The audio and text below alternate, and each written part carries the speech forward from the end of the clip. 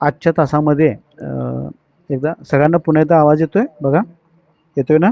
हो सर. हो हा. सर. तर आजच्या लेक्चरमध्ये आपण सुरुवातीला भाषिक आविष्काराची रूपे हा जो आपला कंपल्सरी पेपर आहे, ज्याला आपण मेजर मॅन्डेटरी असं म्हणतो, हा पेपर आपला आजच्या लेक्चरमध्ये आपण शिकवला जाणार आहे. या पेपरच्या अभ्यासक्रमाची ओळख आपण थोडक्यात या ठिकाणी करून घेणार आहोत. सुरुवातीला या अभ्यासक्रमात जर आपण बघितलं तर एकूण 4 घटक या ठिकाणी अभ्यासक्रमाला असणार आहेत. याच्यामध्ये पहिला युनिट जो आहे तो भाषिक आविष्कार म्हणून आहे. याच्यामध्ये भाषा म्हणजे काय, भाषेची ओळख, या भाषिक आविष्काराचे मौखिक लिखित काही जे प्रकार आहेत त्या लिखित प्रकारांच्या अनुषंगाने आपण ओझरती चर्चा करणार आहोत. दुसऱ्या विभागामध्ये आपण भाषेची सृजनशील प्रक्रिया म्हणून जो दुसरा घटक आहे त्या दुसऱ्या घटकाच्या अनुषंगाने आपण चर्चा करणार आहोत. याच्यामध्ये भाषा आणि दृश्यकला किंवा भाषा आणि श्राव्यकला किंवा भाषा आणि ती भाषा सादर करण्याची जी काय कला आहे त्या बाबतीत आपण चर्चा करणार आहोत. तिसऱ्या विभागामध्ये भाषा हे साहित्याचे माध्यम म्हणून कसं काम करतं त्याचा आढावा घेणार आहोत. आणि शेवटच्या विभागामध्ये कथा, कविता, कादंबरी, नाटक, सिनेमा या माध्यमातून भाषा कशी कथन होत असते त्याचा विचार आपण चौथ्या घटकामध्ये करणार आहोत. आता जो आपला पहिला घटक आहे तो पहिला घटक जो आहे तो भाषिक आविष्कार म्हणून. आता भाषिक आविष्काराचा जेव्हा आपण अभ्यास करतो तेव्हा सर्वप्रथम भाषा आणि समाज म्हणजे आपण ज्या समाजामध्ये राहतो त्या समाजामध्ये जी भाषा बोलली जाते तर त्या भाषेचा आणि समाजाचा कसा सहसंबंध असतो त्या सहसंबंधाच्या अनुषंगाने आपण या ठिकाणी चर्चा करणार आहोत. म्हणजे भाषेच्या माध्यमातून एक देवाणघेवाण चालत असते, एक प्रकारचं संज्ञा पण चालत असतं. तर ते कशा पद्धतीनं असतं त्याचा एक अभ्यास या ठिकाणी महत्त्व असतो. मौखिक आणि लिखित म्हणजे जेव्हा आपण भाषा आविष्कृत करत असतो तेव्हा भाषेचे काही प्रकार असतात जे आपण आता एकमेकांशी बोलत असताना काही ठिकाणी आपण लेखणीच्या माध्यमातून लिहून साहित्याच्या माध्यमातून लेखणी घेऊन किंवा कागदावरती लिहून आपण एक व्यक्त होत असतो किंवा आमने सामने एखाद्या व्यक्तीशी दृकश्राव्य पद्धतीनं म्हणजे त्याच्याशी हावभावाच्या आधारे समोरासमोर बोलून त्याला आपण मौखिक पद्धतीनं म्हणतो. तर अशा या साहित्याच्या भाषेच्या आविष्काराचा अभ्यास ह्या पहिल्या प्रकरणामध्ये करणार आहे. म्हणजे आपण बघा प्रत्येक व्यक्तीचा जन्म हा कोणत्या ना कोणत्या तरी विशिष्ट भाषिक पर्यावरणात झालेला असतो. म्हणजे आता आपल्यातले बरेच विद्यार्थी MA मराठीला आपण प्रवेश घेतलेला आहोत तर आपण हे सगळे एका ठिकाणचे लोक नाही, म्हणजे काही सगळी 100% विद्यार्थी आपण सगळेजण कोल्हापुरातले आहोत, काही जण आपण सांगलीतले आहोत, काही सातारचे आहोत, काही गोव्याचे आहोत. म्हणजे हे प्रत्येक प्रदेशनिहाय आपण वेगवेगळ्या ठिकाणची लोक असतो आणि या प्रत्येक भाषिक पर्यावरणात आपला हा प्रत्येक व्यक्तीचा जन्म झालेला असतो. कारण भाषा जी आहे ही भाषा मानवी व्यवहार पूर्ण करण्याचे किंवा परस्परांमधील जे काही विनिमय असतं ते पूर्ण करण्याचं एक महत्त्वाचं माध्यम असतो. आता भाषा आणि संस्कृती यांचा परस्पर संबंध असतो कारण भाषेचा इतिहास संस्कृती इतकाच जुना असतो. कारण संस्कृतीशिवाय भाषा शक्य नसते आणि भाषेशिवाय संस्कृती शक्य नसते. म्हणजे आपण आपल्या कुटुंबाची, आपल्या वंशजाची किंवा आपल्या क्षेत्राची किंवा आपल्या राज्याची, आपल्या देशाची जेव्हा आपण संस्कृती बघतो तर ती संस्कृती जपण्याचं काम हे भाषेच्या माध्यमातून होत असतं. म्हणजे आपली अगदी हडप्पा संस्कृती, सिंधू संस्कृती किंवा अन्य कुठल्याही ज्या संस्कृती असतील त्या संस्कृती आज आपल्याला कशाच्या माध्यमातून समजतात तर त्या लिपीच्या माध्यमातून, ते भाषेच्या माध्यमातून. म्हणजे जे काय 1000, 2000, लाखो वर्षापूर्वीची जी काय संस्कृती होती ती संस्कृती आपल्याला फक्त आणि फक्त भाषेच्या माध्यमातून कळत असते किंवा काही चित्रांच्या माध्यमातून कळत असते. तर ही संस्कृती जपण्याचं काम ही भाषा करत असते. आता आपले जे काही व्यवहार असतात समाजातल्या व्यक्तींचे एकमेकांशी चालणारे जे व्यवहार असतात हे भाषेच्या माध्यमातून चालत असतात. म्हणजे आत्ता या क्षणाला मी जे काही तुम्हाला शिकवतोय हां, मी जे तुमच्याशी काही संवाद साधतोय, मी तुमच्याशी जे बोलतोय, हे कोणत्या माध्यमातून बोलतोय?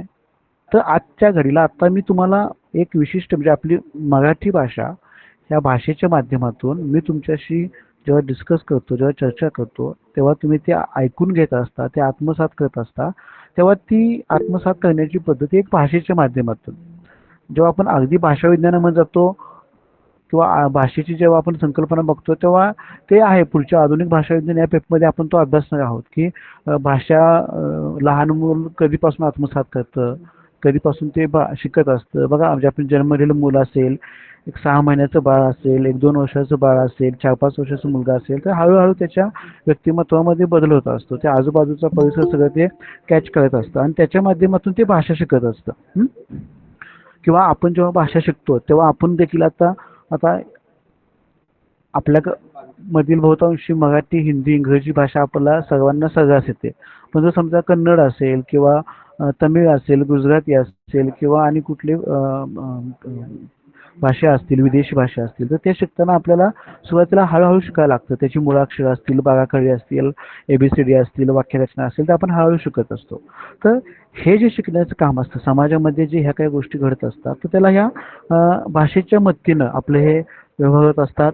म्हणजे आपलं म्हणणं जे आहे ते दुसऱ्याला कळेल किंवा आपली जी भाषा दुसऱ्याला समजेल किंवा आपल्याला जे व्यक्त व्हायचं आहे ते पुढच्या व्यक्तीला सांगायचं असेल, तर ते आपण भाषेच्या माध्यमातून सांगत असतो.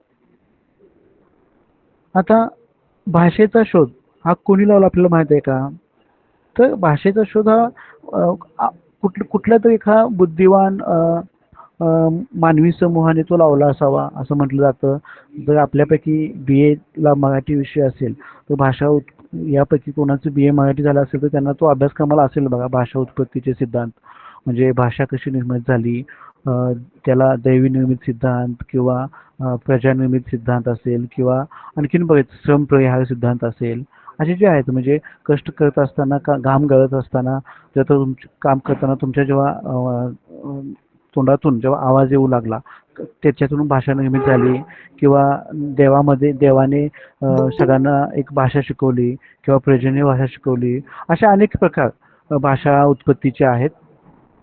तर हा भाषेचा शोध जेव्हा लागला, तेव्हा माणसाने विचार, कल्पना, भावना, अनुभव, ज्ञान, कला या संदर्भातील अनेक गोष्टी हं, या एका पिढीपासून दुसऱ्या पिढीकडे म्हणजे जसं मगाशी म्हटलं तसं जुनी जी काही आपली वेगवेगळ्या संस्कृती आहेत, आपल्या भारताच्या किंवा हिंदू संस्कृती आहेत किंवा देशभरातल्या जेवढ्या काही संस्कृती आहेत हं, तर या संस्कृती आपल्याला कशा समजल्या?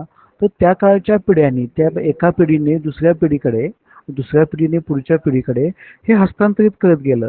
काही मौखिक परंपरेनं आल्या, काही लिखित परंपरेनं आल्या. जे लिखित परंपरे आल्या त्याला आपण भाषा म्हणतो आणि मौखिक परंपरेने आलेल्या देखील त्या कुठे ना कुठं भाषेच्या माध्यमातून त्या कुठेतरी लिहिल्या गेल्या, कुठेतरी कोरल्या गेल्या. जे शिलालेख असतील, ताम्रपट असतील किंवा अन्य वेगवेगळे माध्यम असतील, त्या माध्यमांच्या माध्यमातून ही भाषा हळूहळू पुढे झाली ती. काळानुरूप आणि गरजेनुसार याच्यामध्ये बदल होत गेले. म्हणजे जर आपण गेल्या 500-600 वर्षापूर्वी बघितलं तर लिखाणाचं माध्यम बघितलं म्हणजे भाषा आपण तिथं कुठं लिहित असेल तर ते शिलालेख, ताम्रपट म्हणजे मराठीतला पहिला जर शिलालेख आपण बघितला तर त्याच्याबद्दल तो किंवा श्रवण बेळगावचा शिलालेख बघितला तर तो त्या मूर्तीच्या पायाशी एका दगडावरती कोरलेला आहे. म्हणजे श्री चामुंडाई राजे करविले, गंगा राजे सुतारले अशा प्रकारचा तो लेख आहे. तर तो दगडांवरती कोरलेला होता. काही ताम्रपट आले. त्याच्यानंतर कागदाचा शोध लागला. काही कागदांच्या माध्यमातून ते लिहिलं गेलं. नंतर त्या कागदांची नंतर अलीकडच्या काळामध्ये बघा कॉम्प्युटर आले, संगणक आले, पुन्हा सुरुवातीच्या काळात दाऊत होता, नंतर पेन आली. आता आपण बघतोय म्हणजे हा जो बदल आहे म्हणजे त्याला काय म्हणतो आपण गरजेनुसार आणि कालानुरूप प्रत्येक पिढीने या भाषेच्या सुधारणेमध्ये भर टाकली. आणि म्हणूनच मानवजातीचा विकास असा भाषिक विकासाशी निगडीत आहे. म्हणजे स्वतःची भाषा नसणारा एकही मानवी समूह आपल्याला जगाच्या पाठीवर दिसणार नाही. म्हणजे तुम्ही अगदी जगातल्या कुठल्याही ठिकाणी जावा, जिथं मनुष्य वस्ती आहे, जिथं मनुष्यांचं अस्तित्व आहे, त्या प्रत्येक ठिकाणी प्रत्येक व्यक्तीची एक स्वतंत्र अशी भाषा आहे. प्रत्येक व्यक्तीची प्रत्येक समूहाची, प्रत्येक समाजाची, प्रत्येक प्रदेशाची, प्रत्येक देशाची अशी व्यक्तिनिहाय प्रत्येकाची भाषा ही ठरलेली असते आणि ती भाषा आपापल्या पद्धतीनं एकमेकांच्या मध्ये समाजात संदेश वहनाचं काम करत असते. म्हणजे आपण बघितलं कम्युनिकेशनच्या माध्यमातून जी भाषा आहे म्हणजे आदिवासी असतील, काही भिल्ल लोकांची असतील, काही ग्रामीण भागातली असेल, शहरी भागातली असेल, महानगरी असेल, अशा प्रत्येक ठिकाणची भाषा ही प्रत्येकाची वेगळी असते. त्यामध्ये पुन्हा सांकेतिक बोली, सांकेतिक भाषा या गोष्टीचा हा पुन्हा आतला भाग असतो. म्हणजे स्वतःची भाषा व बोली नाही असा एकही मानव किंवा मानवी समाज पृथ्वी तलावर आपल्याला आढळणार नाही. स्वतःचे कायमस्वरूपी निवास अथवा भूमी नसलेल्या अनेक भटक्या जमाती आढळतात. त्या प्रत्येकांची एक सामाजिक, धार्मिक, सांस्कृतिक भाषा असते. त्याच्यामध्ये काही सांस्कृतिक संकेत दडलेले असतात, धार्मिक संकेत दडलेले असतात. पण जसं समूह किंवा समाज बदलत गेला तसं त्याच्यामध्ये बदल होत गेले. आता या सगळ्यामध्ये मगाशी म्हटलं तसं संवाद किंवा कम्युनिकेशन किंवा संप्रेषण हे भाषेचे प्रमुख कार्य असते. प्रत्येक भाषेमध्ये जेव्हा जेव्हा भाषेचं माध्यम हे पूर्ण कवी होतं, भाषा ही पूर्ण कवी होते, तर ती दळणवळणाच्या माध्यमातून, संज्ञापनाच्या माध्यमातून, कम्युनिकेशनच्या माध्यमातून, म्हणजे जेव्हा एखादा व्यक्ती समोरच्या व्यक्तीशी कम्युनिकेशन करतो, तो व्यक्ती त्या संवादाला जेव्हा प्रतिसाद देतो, तेव्हा प्रतिसाद दिल्यानंतर ती भाषा कंप्लीट होत असते. म्हणजे आपण बघा आपल्या घरी असेल किंवा आजूबाजूला असेल, एखाद्या समोरच्या व्यक्तीशी आपण बाट बाट बाट बाट बाट बोलत असेल, तेव्हा तो ऐकून घेतोय तर आता आपल्याला वाटतं की त्याला समजते, कळते काय होते. पण तो जर काहीच रिस्पॉन्स देत नसेल तर आपली मानसिकता काय होते. समजा तुम्ही घरी तुम्ही असं एक दोन मित्र किंवा एक मित्रमैत्रीण किंवा घरी नवरा बायको असतील, त्यांच्यामध्ये काय वाद झाले असतील आणि समजा आपण सातत्यानं पुढच्या व्यक्तीशी बोलत असेल, तो काहीच बोलत नसेल, तेव्हा काय होतं, तो ऐकून पण ऐकण्यासाठी जेव्हा करतो तेव्हा आपण डिस्टर्ब होतो. आपण काय म्हणतो, हा मुद्दा म्हणून करतोय, आपल्याला चिडचिड होते. म्हणजे याचा अर्थ तेव्हा ती भाषा कंप्लीट होत नसते. पण जेव्हा आपण सर्वसामान्य एकमेकांशी बोलत असतो, एकमेकांशी कम्युनिकेशन करतो, आपण बोललेल्या शब्दाला किंवा भाषेला समोरचा व्यक्ती जेव्हा प्रत्युत्तर देत असतो, रिस्पॉन्स देत असतो, तर तेव्हा ती भाषा कंप्लीट होत असते. तर हे माध्यम हे भाषेचे प्रमुख कार्य असतं. आता संप्रेषण या कम्युनिकेशनमध्ये भाषा अनेक प्रकारच्या असतात. त्या दृक माध्यमातून असतात, तुमच्या हावभावाद्वारे असतात, चिन्हांच्या माध्यमातून असतात. किंवा आता आपण बघा एका रस्त्यानं चाललेला असतो आणि त्या ठिकाणी एखादा समजा ट्रॅफिक सिग्नल असेल तर तिथं आणि त्या ठिकाणी त्या सिग्नलला ट्रॅफिकवाला नसेल आणि सिग्नल चालू असतील आणि तिथं समजा एखादा रेड बल्ब लागला असेल, रेड लाईट लागली असेल, तर आपण सगळेजण थांबतो तिथं, की आपण कुणी रेड सिग्नल असेल तर कुणी तोडून पुढे जात नाही. रेड सिग्नल याचा अर्थ काय, तुम्ही थांबा. किंवा ग्रीन सिग्नल असेल, ग्रीन ॲरो असेल तर आपण काय करतो, आता आपल्याला जायचं आहे. म्हणजे ही भाषा चिन्हांची भाषा असते. किंवा आपण एखादा प्रवास करत असेल आणि समजा एखाद्या बसनी जाणार असेल किंवा एखादी ट्रकनी जाणार असेल किंवा कुठल्याही वाहनानं जाणार असेल, तेव्हा आपण रस्त्याच्या आडवं मधोमध उभा राहून गाडी थांबवा असं म्हणत नाही त्या व्यक्तींना. आपण एक हात करत असतो, तो उजवा असेल डावा असेल आणि आपण त्याला लिफ्ट मागत असतो. याचा अर्थ तर त्या समोरच्या जो गाडी चालवणारा ड्रायव्हर असतो त्याला कळतं की बाबा ह्या माणसाला कुठं पुढे जायचं आहे आणि तो आपल्याला विनंती करतो की मला पुढे यायचं म्हणून. आणि तो समजून घेतो आणि मग ती गाडी थांबवतो, त्या गाडीमध्ये आपण बसतो आणि आपल्या प्रवासाला पुढे जातो. म्हणजे ही भाषेची कम्युनिकेशनची प्रक्रिया असते, ती संवादाच्या माध्यमातून जरी शक्य नसेल तर हावभावाच्या माध्यमातून किंवा चिन्हांच्या माध्यमातून किंवा संकेतांच्या माध्यमातूनही पूर्ण होत असते. आता या भाषेचा समाजाशी आणि संस्कृतीशी काही अनुबंध असतो. म्हणजे भाषा ही मानवनिर्मित मधून निर्माण होणाऱ्या अर्थपूर्ण संकेताची योग्य मांडणी करणारी किंवा विनिमय साधणारी एक सामाजिक संस्था असते. म्हणजे भाषेला आपण भाषा ही एक सामाजिक संस्था आहे असं म्हणतो, कारण प्रत्येक भाषा ही समाजामध्ये वापरत असल्यामुळे समाजाच्या माध्यमातून भाषेमुळे अनेक समाजातल्या गोष्टी पूर्ण होत असतात. एकच भाषा वापरून एकत्र व्यवहार करणारे लोक म्हणजे समाज, अशी आपण एक समाजाची व्याख्या करतो. आता हा समाजशास्त्रामध्ये आपण म्हणतो बघा की जेव्हा एकाच विचारांचे, एकाच प्रवृत्तींचे किंवा एकाच धर्माचे, एकाच संस्कृतीचे लोक जेव्हा एकत्र येतात त्याला आपण समाज म्हणत असतो. तशीच जेव्हा एकाच भाषेचे लोक जेव्हा एकत्र येतात, एकाच समाजाची संस्कृती, एखाद्या धर्माची संस्कृती जेव्हा ते एकत्रित जपून ठेवण्याचा प्रयत्न करतात, तेव्हा आपण त्याला समाज असं म्हणतो. एकच मिनिटं सगळे एक वेट करा.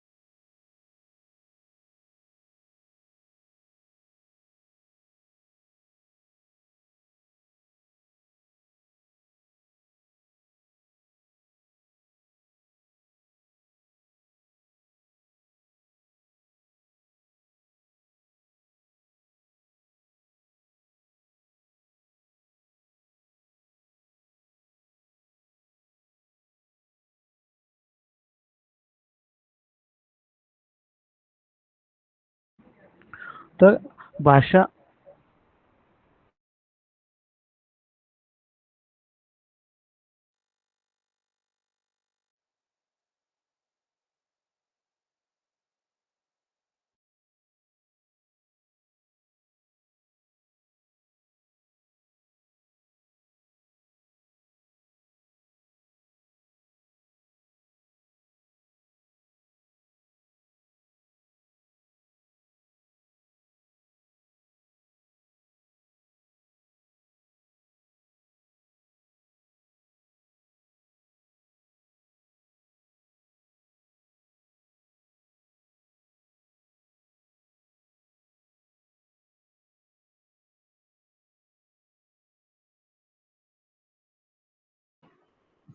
सर तुमचा आवाज येत नाहीये. येस. हां हां, एक मिनिट. हां, आता येतोय सगळ्यांचा? बघा आवाज येतोय का? हो सर. ओके. हां. तर भाषा, समाज आणि संस्कृती यांचा जेव्हा आपण अनुबंध बघत असतो, तेव्हा प्रत्येक समाजाची प्रत्येक समाज म्हणजे आता मग आपल्या या पूर्ण पृथ्वी तलावरती किंवा जगामध्ये किंवा देशामध्ये प्रत्येक जेव्हा व्यक्ती असते, प्रत्येक व्यक्तींचा समूह हा वेगळा असतो. किंवा त्या समूहानुसार ती व्यक्ती किंवा तो समाज ठरत असतो, त्यांची संस्कृती ठरत असते आणि ही संस्कृती जपण्याचं काम हा तो समाज करत असतो. म्हणजे आता मगाशी म्हटलं तसं आदिवासी समाज असेल तर ती त्यांची परंपरा, त्यांचं ते संस्कृती जतन करण्याचं काम करत असते. तसं भाषा, समाज आणि संस्कृती यांचा एकमेकांशी अनुबंध असतो. सामाजिक संबंध प्रस्थापित करायचे, ते कसे टिकवून ठेवायचे, ते कसे वाढवायचे किंवा इव्हन असं म्हणू की कसे तोडायचे, अशा अनेक गोष्टी ह्या फक्त आणि फक्त भाषेच्या वापरामुळे समाजामध्ये प्रत्येक व्यक्तीला ते शक्य असतं. सामाजिक साहचर्याचा व्यवहार हा मोठ्या प्रमाणामध्ये भाषेमध्येच घडत असतो. म्हणजे आज ज्या माणसाच्या अन्न, वस्त्र आणि निवारा ह्या ज्या महत्त्वाच्या गोष्टी आहेत, तितकीच गोष्ट, तितकीच गरज ही भाषेची आहे. किंवा जेव्हा आपण अन्न, वस्त्र आणि निवारा या गोष्टींचा वापर करतो, ह्या मानवाच्या मूलभूत गरजा आहेत. ह्या जितक्या मूलभूत गरजा आहेत, तितकीच मूलभूत गरज ही भाषेची आहे. कारण का? तर अन्न, वस्त्र आणि निवारा ह्या ज्या गोष्टी आपल्याला लागतात, तर ह्या गोष्टींची परिपूर्णता करण्यासाठी भाषेची गरज असते. म्हणजे बघा आपल्याला समजा आता अन्न ही आपली महत्त्वाची गरज आहे. तर आपण समजा एखाद्या मॉलमध्ये, एखाद्या दुकानामध्ये किंवा किराणा मालाच्या मध्ये जेव्हा आपण एखादी साहित्य वस्तू अन्नाची संदर्भित काय कडधान्य, गहू, ज्वारी, तांदूळ आणायला जातो. गव्हाला गहूच म्हणायचं म्हणजे समोरच्या दुकानदाराला आपण जेव्हा गहू म्हणतो, गहू द्या म्हणतो, तर तो आपल्याला गहूच देतो. कारण भाषेमध्ये गहू या शब्दाला काहीतरी अर्थ आहे. गहू म्हणजे तो अमुक अमुक कलरचा दिसणारा, ज्याच्यापासून त्याचा पीठ तयार होतं, त्याची आपण चपाती बनवतो किंवा काही कडधान्य असतील, कडधान्याचा वापर आपण भाजीसाठी करतो किंवा काही गोड साखर असेल किंवा अन्य कुठलीही अन्नाशी संदर्भात जे काही पदार्थ असेल, तर प्रत्येक पदार्थाला काही ना काही नाव दिलेलं असतं. समजा आपण चहा बनवायला लागलोय आणि चहामध्ये साखर टाका म्हणून आपण कोणी चटणी टाकतं का किंवा मीठ टाकतं का? चहा हीच जेव्हा आपण एखाद्या व्यक्ती बनवायला सांगते किंवा एखादी व्यक्ती चहा बनवत असतो, तर तो चहामध्ये ऑब्व्हियसली मी साखरच टाकतो, तो तिथे मीठ टाकत नाहीये. अर्थात साखरेचं प्रमाण कमी जास्त असू शकतं, ज्यांना कमी साखर जास्त साखर हा भाग वेगळा. पण चहा म्हटल्यानंतर आपण तिथं म्हणजे साखरच टाकतो, तिथे चटणी किंवा मीठ टाकत नाहीये. याच्या उलट जेव्हा आपण तिखट म्हणतो किंवा भाजी म्हणतो किंवा सांबार म्हणतो त्यावेळेला आपण तिथे चटणीच टाकतो. हं? किंवा हत्ती असा आपण जेव्हा शब्द उच्चारतो तेव्हा आपल्यासमोर काय दिसतं की बाबा मोठाच्या मोठा 4 पाय असणारे, मोठे दात असणारे, असा मोठे कान असणारा हा प्राणी आपल्यासमोर आपल्या डोळ्यासमोर पटकन उभा राहतो. आणि मुंगी म्हटलं की तितक्याच पद्धतीने एखादी लहान पक्षी प्राणी अ, आपल्या डोळ्यासमोर राहतो. म्हणजे भाषेमध्ये या प्रत्येक व्यक्तीला काहीतरी आपण नाव दिलेलं असतं. म्हणजेच अन्न, वस्त्र आणि निवारा ह्या त्यांनी तिन्ही गोष्टीमध्ये जेव्हा आपण बघतो तर हे भाषेच्या माध्यमातून या प्रक्रिया चालत असतात. त्यामुळे या गोष्टी इतकंच भाषेचं देखील स्थान आपल्याला महत्वाचं आहे. आता माणूस हा समाजशील प्राणी आहे असं म्हटलं जातं बघा ना. माणूस हा समाजशील प्राणी असं म्हटलं जातं. तर का म्हटलं जातं? तर या प्रत्येक माणसाचं जीवन इतरांच्या सहवासात आणि मदतीने ते पुढे सरकत असतं. म्हणजेच माणसांचं दैनंदिन जीवन हे परस्परावलंबी असतं. म्हणजे आपण बघा म्हणतो की नाही एखादा राग आला, घरी वाद झाले किंवा कुठे मित्रांचा वाद झाला, आपण त्याला सरळ म्हणतो की जा मला तुझी गरज नाही. असं बहुतांशी आपल्या प्रत्येकाच्या तोंडून हे वाक्य बहुतांशी येतं. जरी आलं नसेल तर आपण म्हटल्यामध्ये म्हणत असतो, धाडस नसेल आपल्याला कोणाला म्हणायचं तर आपण म्हटल्यामध्ये म्हणत असतो जा मला तुझी गरज नाही. पण त्या एका व्यक्तीची गरज आपल्याला नसते. काही काळासाठी असेल, काही दिवसासाठी असेल, काही क्षणासाठी असेल. पण याचा अर्थ असा नाही की सगळ्याच व्यक्तींची आपल्याला गरज नसते. तो व्यक्ती त्या व्यक्तीची आपल्याला जर गरज नसेल तर आपण त्यावेळेला दुसरा ऑप्शन, दुसरा व्यक्ती शोधत असतो, दुसरा मित्र बघत असतो किंवा दुसरी कारण शोधत असतो. त्या व्यक्तीला पर्यायी व्यक्ती आपण बघत असतो. पण याचा अर्थ असा नाही की माणूस हा पूर्णपणे एकटा एकटा असतो. तो परस्परावलंबी असतो. एकमेकांच्यावर ते सगळे अवलंबून असतात. म्हणजे समाजात राहून व्यक्तीला सुख समाधानाने जगायचं असतं. आपल्या आकांक्षा सफल करून घ्यायच्या असतात. इतरांशी सहकार्य करून आपला स्वार्थ पदार्थ साधायचा असतो. ही सामाजिक चौकट कधी कधी व्यक्ती स्वातंत्र्याच्या जरी आड येत असली तरीही व्यक्ती विकासाला आणि व्यक्तीचे अस्तित्व टिकवायला ती आवश्यक असते. आणि हे कशाच्या माध्यमातून शक्य होतं? तर ते भाषेच्या माध्यमातून. कारण भाषा हा व्यक्तितला आणि व्यक्ती आणि समाज यांच्यातला एक दुवा असतो. हे स्वतःचे व्यक्तिमत्व हे इतरांच्या नजरेला आणून द्यायचे माणसाचे पहिल्या दर्जाचे साधन आहे. हे साहित्यात जितके खरे आहे तितकेच व्यवहारातही खरे असते. म्हणूनच व्यक्तिदर्शन आणि व्यक्तिविकास यांचे हे साधन सर्वांना आधी स्वाधीन करून घ्यावे लागते. आता अनुभव व्यक्त करणं, जुनं ज्ञान नव्या पिढीपर्यंत पोहोचवणं, नवे ज्ञान शोधून काढून ते पुढे उपयोगी पडेल अशा पद्धतीने त्याचा संचय करणं, या गोष्टी ह्या फक्त आणि फक्त भाषेच्या माध्यमातून शक्य असतात. म्हणजे बदलत्या जीवन प्रवाहानुसार भाषेतही बदल घडत जातात. त्यामुळे प्रत्येक समाजाची परिवर्तनशील परिस्थितीनुरूप योग्य आणि अनुकूल बदल ही भाषा स्वीकारत असते. कारण या दृष्टीने भाषा ही संस्कृती दर्शक असते. अर्थात संस्कृती आणि भाषा या दोन गोष्टी व्यक्ती जीवनातूनच प्रकट होत असतात.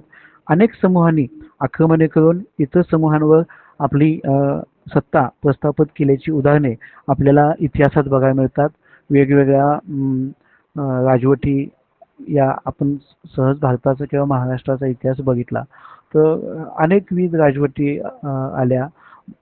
मराठी साहित्याचा जर इतिहास बघायचा म्हटला तर अगदी आपण महानुभव संप्रदायापासून असेल, महानुभव संप्रदाय, संत, पंत, तंत आणि आधुनिक मराठी साहित्य असा विचार करतो. म्हणजे अगदी आपण महदंबेच्या दहळ्यापासून चक्रधर स्वामींच्या पासून ज्ञानेश्वर, नामदेव, एकनाथ, तुकाराम आणि रामदास स्वामींच्या पासून पेशवे काळ आणि पेशवे काळानंतर आधुनिक मराठी साहित्य, त्याच्यामध्ये इंग्रजी राजवटींचं आक्रमण, त्याच्यानंतर मराठीमध्ये आलेले काही इंग्रजी शब्द, पोर्तुगीज शब्द या सगळ्यांचा विचार जर बघितला तर उत्तरोत्तर हा भाषेमध्ये होत गेलेला बदल आपल्याला दिसून येतो. म्हणजे भिन्न असलेल्या दोन्ही समूहाला भाषिकता आणि सांस्कृतिकता जशीच्या तशी टिकवून ठेवणं शक्य नाही.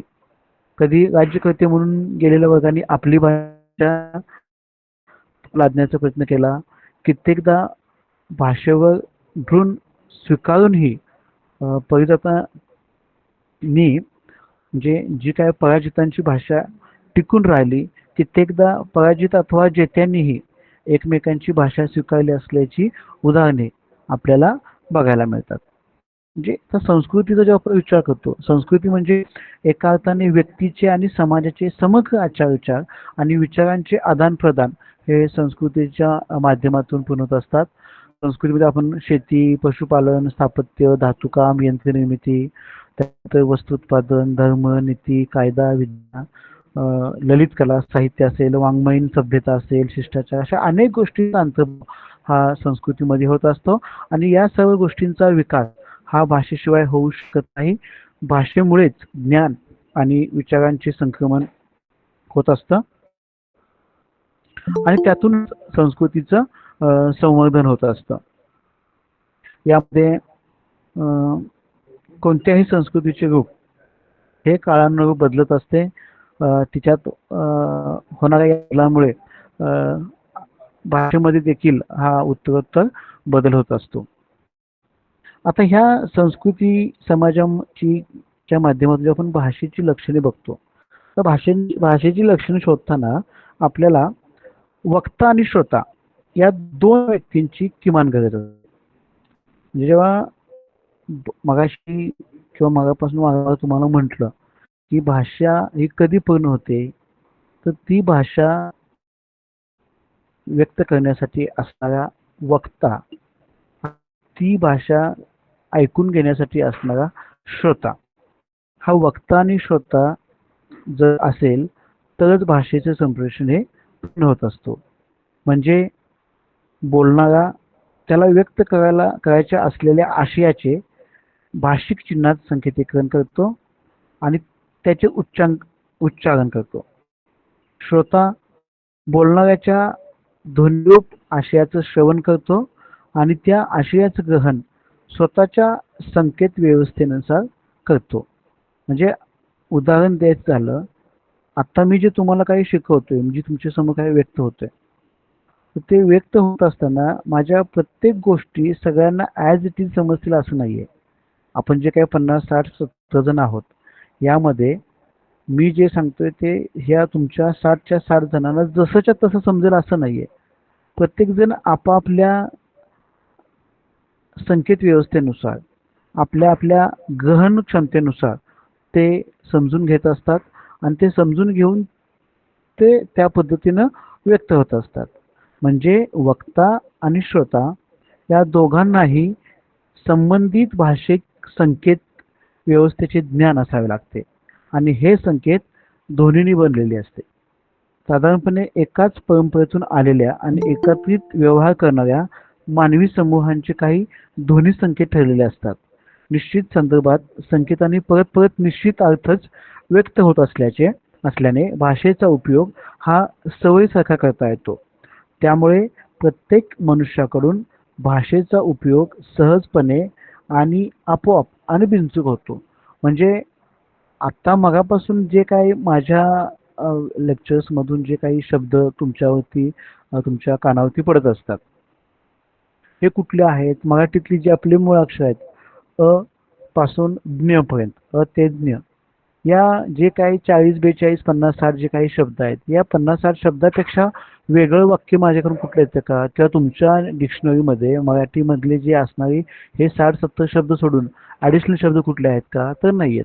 तर या 60-70 शब्दांची आपण जुळवाजुळव करतो. त्या प्रत्येक वर्णांचं एक शब्द बनवतो, शब्दांचं एक अक्षर बनवतो, अक्षरांचं एक वाक्य बनवतो आणि ते वाक्यामधून येणारे जे काही शब्द असतात हे वारंवार तेच रिपीट होत असतात. त्या शब्दानुसार, त्या वाक्यानुसार वेगवेगळे अर्थ अभिप्रेत असतात. अनेक संदर्भ, अनेक संकेत आपल्याला मिळत असतात. तर या सगळ्यांचा उपयोग हा भाषेच्या माध्यमातून होत असतो. म्हणजे एखादी विशिष्ट भाषा माणसाला उपजतपणे किंवा जन्मतः अवगत असते असे म्हणता येत नाही.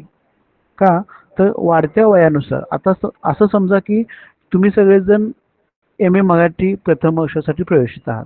त्यामुळे मी तुमच्याशी बोलताना हे त्या मॅच्युरिटीच्या अनुषंगाने तुम्ही तेव्हा अगदी 20शी नंतरचे सगळेजण आहात, 25शी नंतरचे आहात, हे आपला माइंडसेट ठेवून आपण बोलत असतो. तर तुम्ही एम एला असल्यामुळे तुम्ही म्हणत असता की बाबा आपण आता उच्च पदवी घेत आहे, त्यामुळे आपल्याला ह्या गोष्टी समजल्या पाहिजेत. ही मेंटॅलिटी ठेवून आपण अभ्यासक्रमाला प्रवेश घेतलेला असतो किंवा आपण लेक्चर ऐकत असतो. ह्याच गोष्टी आता हेच मराठी भाषा जर मी पहिलीतल्या मुलाला आता जर ऑनलाईन शिकवणार असेल, दुसरीतल्या मुलाला शिकवत असेल, तर ह्या मुलाला संज्ञापन, संस्कृती, कम्युनिकेशन, भाषिक आविष्कार ह्या गोष्टी त्याला समजणार आहेत का आता? नाही. म्हणजे त्याच्या हे आउट ऑफ माइंड ह्या गोष्टी असणार आहेत. त्या पलीकडे जाऊन त्याला ह्या गोष्टी तर टॉपिक म्हणजे हा गोष्ट त्याला माहीत नसणार आहे. Credit system, new education policy किंवा semester, master of arts, Marathi किंवा संस्कृत ह्या ज्या गोष्टी त्याला माहीत नसणार. त्याला त्याच्या पद्धतीनं जे लहान मुलांच्या भाषा असतील म्हणजे नाचके मोळासारख्या कविता असतील, अवकळी असतील, क ख ग ग असतील, अशी मुळाक्षरांची तोंड ओळख करून देणं हे त्या मुलांसाठी ठीक असतं. म्हणजे व्यक्तिपरत्वे, काळपरत्वे आणि त्याच्या वयानुसार ही वेगवेगळ्या पद्धतीनं भाषा अवगत असते. म्हणजे वाढत्या वयानुसार भाषा शिकावी लागते. साधारणतः 18 महिन्यापासून ते 4 वर्षापर्यंतच्या वयाच्या टप्प्यावर मानवी मूल भाषा शिकण्याच्या तयारीत असतं. म्हणजे मगाशी तुम्हाला म्हटलं की लहान मूल जी भाषा शिकतं ना, ते कधीपासून? वयाच्या 18 महिन्यापासून, ज्याला आपण 1.5 वर्ष म्हणतो. 1.5 वर्षापासून 4 वर्षापर्यंतच्या टप्प्यावर लहान मूल हे भाषा शिकत असतं, त्याचं ॲनालिसिस करत असतं, ते समजून घेत असतं. म्हणजे आपल्याकडची लहान मुलं बघा पहिली वर्ष 1.5 वर्ष बोलत नाहीयेत. ते फक्त हुंकारत असतात, हुंकार देत असतात. आपलं प्रत्येकाचं ते ऑब्झर्वेशन करत असतात आणि आपल्याकडून ते शिकत असतात. म्हणजे बघा आपण एखाद्या समजा घरी आपले काही वाद वगैरे होत असतील किंवा काही गोष्टी असतील, तर आपली मोठी लोकं म्हणतात, लहान मुलांच्या समोर असं बोलू नकोस, ते तसं शिकतं. आणि तसे काही उदाहरणं पण आहेत. लहान मुलं एखाद्या समजा एखाद्या घरामध्ये लहान मूल शार्प असेल, तर त्याला दोष कोणाला देतात? त्याच्या आई-वडिलांचं कौतुक करतात. आई-वडील असे असल्यामुळे तो मुलगा बाळपण इतकं ॲक्टिव्ह आहे असं म्हणतात. एखाद्याच्या घरी सातत्यानं भांडणच होत असतील, तर ते मुलं काय करतात? ते ऑब्झर्वेशन करून गल्लीतल्या पण मुलांना शिव्या देत असतात. तर त्याला काय म्हणतो? त्याच्या घरी जेव्हा ते आपण म्हणतो बघा, की तो मुलगा का? तर त्याचे आई-वडील किंवा त्याच्या घरातली लोकं कायम भांडतात, कायम शिव्या देतात. म्हणून ते मूल तसं आहे. म्हणजे लहान मूल हे प्रत्येक गोष्टीचं अनुकरण करत असतं. आपल्या प्रत्येक गोष्टी ते शिकत असतं. आणि हा कालखंड किती असतो? तो वयाच्या 18 महिन्यापासून 1.5 वर्षापासून 4 वर्षाच्या वयाच्या टप्प्यावर हे हळूहळू भाषा ॲनालिसिस करत असतं. त्यासाठी या मुलांना समाजातील संपर्कामध्ये येणं अपरिहार्य असतं. मानवी ध्वनी वैशिष्ट्यपूर्ण असल्यामुळे सर्व भाषांमध्ये वेगळेपणा किंवा प्रत्येक भाषेचे रूप हे स्वतंत्रपणे विकसित झालेलं असतं. प्रत्येक भाषेमध्ये निवडक ध्वनींच्या वापरातून अमर्याद शब्द अथवा वाक्यांची निर्मिती करता येते. त्यामुळे निर्मितीशीलता, ज्याला आपण क्रिएटिव्हिटी असं म्हणतो, हा क्रिएटिव्हिटी भाषेचा सर्वात महत्त्वाचा गुणधर्म आहे. म्हणजे आपल्याला जेव्हा मुळाक्षर माहीत असतात, आपण जे काही मराठीमध्ये बोलतो किंवा कुठल्याही भाषेमध्ये एकमेकांशी कम्युनिकेशन करतो, भले ते चांगले असेल, वाईट असेल किंवा एखाद्याबद्दलची चांगली वाईट मतं आपण दुसऱ्या व्यक्तीला सांगत असतो. तर हे कशाच्या माध्यमातून? तर हे मुळाक्षरांच्या आणि क्रिएटिव्हिटीच्या माध्यमातून. जेव्हा मुळाक्षर आणि भाषेची तोंडओळख जेव्हा आपल्याला होते, तेव्हा आपल्याला प्रत्येक शब्दाचं वाक्य बनवायचं किंवा वाक्याचा कोणता अर्थानं कोणतं वाक्य बनवायचं याचं ज्याला आपण काय म्हणतो भान असतं, ते आपल्याला भान यायला लागतं. आणि या मुळाक्षराच्या मदतीने आपण अफाट शब्द बनवत असतो, अमर्याद शब्द बनवत असतो.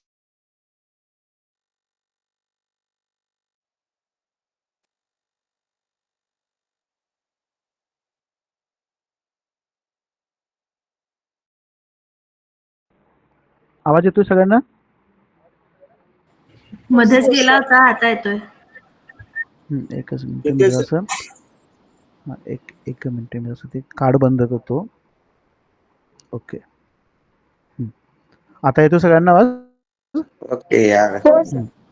ते हो फोन आला की ते बंद पडतो. मी फ्लाईटलाच टाकलाय फोन. तर साधारणपणे हे भाषेच्या माध्यमातून असतं. पूर्वी कधीही न उच्चारलेले अथवा ऐकलेले शब्द आपण निर्माण करू शकतो. आता मी थोडंसं एक उदाहरण म्हणून तुम्हाला सांगतो. मला एक सांगा, चंदन चूर्ण शलाका. म्हणजे मी कवितेची ओळ सांगतो तुम्हाला, त्याच्यामध्ये मला किती जण सांगू शकतात त्याचा अर्थ बघा. दूर जळावी संथ अकेली चंदन चूर्ण शलाका. बघा, दूर जळावी संत अकेली चंदन चूर्ण शलाका, मेजावरती अन गहरावी निळ्या विजेची प्राखा. बघा, कवितेच्या 2 ओळी आहेत त्या. दूर जळावी संत अकेली चंदन चूर्ण शलाका, मेजावरती अन गहरावी निळ्या विजेची राखा. या 2 ओळीच्या कवितेच्या माध्यमातून तुम्हाला काय अर्थ अभिप्रेत होतोय बघा. कोणाला सांगता आलं तर बघा. म्हणजे मी कुठल्या घटनेच्या किंवा गोष्टीच्या बाबतीत बोलतोय. दूर जळावी संत अकेली चंदन चूर्ण शलाका, मेजावरती अन गहरावी निळ्या विजेची राखा. या 2 ओळीतून काय अर्थ बोध होतोय आपल्याला, कोणी सांगू शकेल का? तर विजेचा कडकडाट आणि वादळ स्वरूपी काहीतरी आहे. बघ, हा बघ, म्हणजे आता पावसाचं वातावरण झालेलं आहे, त्यामुळे विजा पडतायत वगैरे असं आपल्याला अभिप्रेत होतोय. अजून कोण सांगू शकेल का? दुर्घटना वगैरे काहीतरी. हा म्हणजे तर मला ठीक आहे, वाटतं की पावसाच्या हा कुठेतरी एखादी सकारात्मक घटना घडली असावी आणि त्याच्यापासून प्रेरणा घेऊन दुसरीकडे तशाच प्रकारची घटना घडलीत असावी.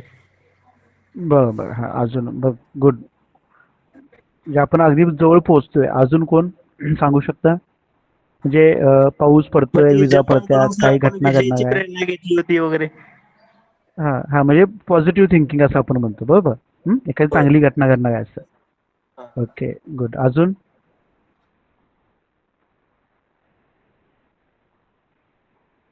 घटना घडणार आहे त्याचं संकेत.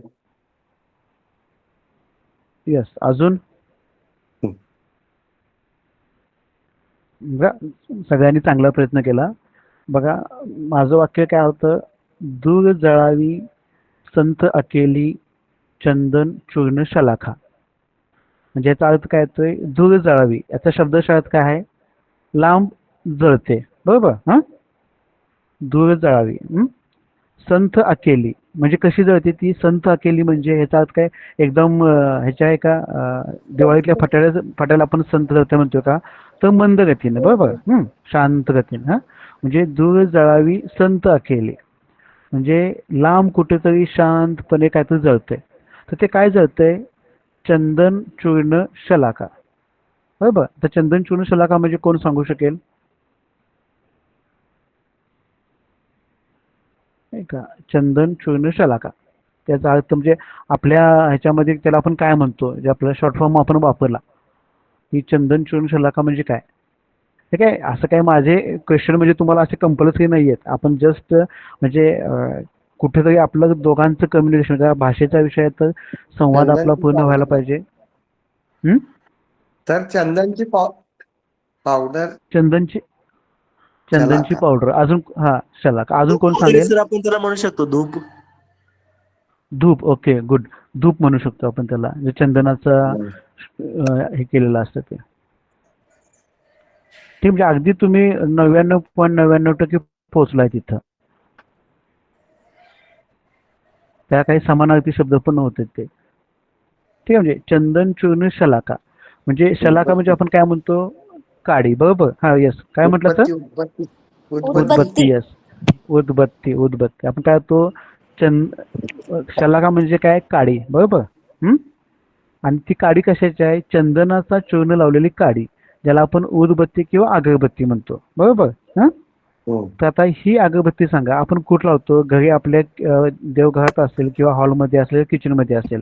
मध्ये घरात सेंटर लावतोय का आपण? नाही. कुठं लावतोय सांगा? जरी आपण देवपूजा वगैरे केली, हा, लांब कुठेतरी बाबा ती कुणाला भाजू नये वगैरे म्हणून आपण लावतो, किंवा देवघरात पण लावताना एका बाजूला लावतो, बरोबर. हा, किंवा घरी शक्यतो एका बाजूला लावतो ती चंदनाची काडी, अगरबत्ती म्हणतो. ती अगरबत्ती कशी पेटत असते? अशा फटाडीसारखी नसते, तर शांत पेटत असते. म्हणजे एखादी अगरबत्ती लावली तर कमीत कमी ते 20 ते 25 मिनिट ती अगरबत्ती चालते, बरोबर. हा, मग आता या कवितेमध्ये आपण काय केलंय? दूर जळावी संत अकेली चंदन चूर्ण शलाका म्हणजे या वाक्यातून काय अर्थबोध होतो आपल्याला? की लांब माणसाचं कुठेतरी नाही नाही आता ह्या कवितेचा आपण मूळ आशयाकडे जाऊ, त्याचे आपण व्यक्तिनिहाय संदर्भ बदलत जातात ते आपण पण या पहिल्या वाक्याचा अर्थ काय होतो की लांब कुठेतरी काय जळते, अगरबत्ती जळते, बरोबर. हा. आता आता जरा ही सर समजलं. हा समजलं ना. हा तर होय आता मला सांगा, बघण्यासारखं ते धूर आता दिसला जात असतो. बर हा आता ही जळताना कशी वाटते ती अगरबत्ती, कशी वाटते आपल्याला. असं समजा मला संध्याकाळचे 7:30-8 वाजलेत, सगळ्यांनी गेस का, आपण सायंकाळची शुभंकरोती म्हणतो, संध्याकाळी 7:30-8 वाजता अंधार पडलाय आणि ती जी अगरबत्ती आहे ती देवघरात एका टेबलावरती जळते, बरोबर. त्याची काय असणार आहे, आणि लाईट गेली सगळीकडची, आणि तुम्ही किचनमध्ये थांबलाय, देवघरात थांबलाय, अचानक लाईट गेली, पूर्ण अंधार आहे, आणि तुम्ही फक्त जेव्हा त्या देवघराकडे बघताय फक्त तुम्हाला अगरबत्तीच फक्त दिसते. कशी होय. असणार आहे ती, कशी दिसते, लाल दिसते ती, लाल तेवढाच आपल्याला दिसणार आणि संत जळते. आणि ती तो लाल कलर कसा दिसतो बाबा, पावसाळ्यात आकाशामध्ये एखादी वीज चमकून गेल्यानंतर जो लाल कलर दिसतो आपल्याला, तसं. म्हणजे या कवीला काय म्हणायचं आहे की संध्याकाळी कुठेतरी एका टेबलावरती अगरबत्ती लावली, बघा वाक्य बघा, सायंकाळी एका टेबलावरती फक्त अगरबत्ती लावले, एवढाच फक्त लोकांना त्यांना मेसेज त्या कवीला द्यायचा आहे. त्यासाठी कवी काय म्हणतोय, दूर जळावी संत अकेली चंदन चूर्ण शलाका, मेजावरती अन गळावी निळ्या विजेची राखा. म्हणजे निळ्या विजेची राखेसारखी दिसणारी एक अगरबत्ती शांतपणे एका टेबलवरती जळते. कॉमन गोष्ट आहे. म्हणजे आत्ता आपल्या या लेक्चर्समध्ये जितके जॉईन आहेत ह्यातल्या एकाही व्यक्तीनं अगरबत्ती पेटलेली बघितलेली नाही असं कोण आहे का. सर्वांनी बघितलं. सगळे. आणि आपल्या घरी तर आपण बघतोय संध्याकाळी हमखास, एक तर सकाळी किंवा संध्याकाळी न चुकता, असं कोणीही नाही की दुपारी 2 वाजता गेले ना अगरबत्ती लावले, किंवा रात्री झोपेतून उठून 12:30-1 वाजता उठल्याने मी अगरबत्ती लावतो असं म्हटलेलं कोण आहे का आपल्यात. असेल तर मग काय आपण सगळ्यांनी त्यांचा आभार मानूया. कोण आहे का तसं, रात्री 12:30-1 उठून अगरबत्ती लावतील कोण आहे का आपल्यात. अर्थात मच्छर चावत असताना तो भाग वेगळा, मच्छी अगरबत्ती.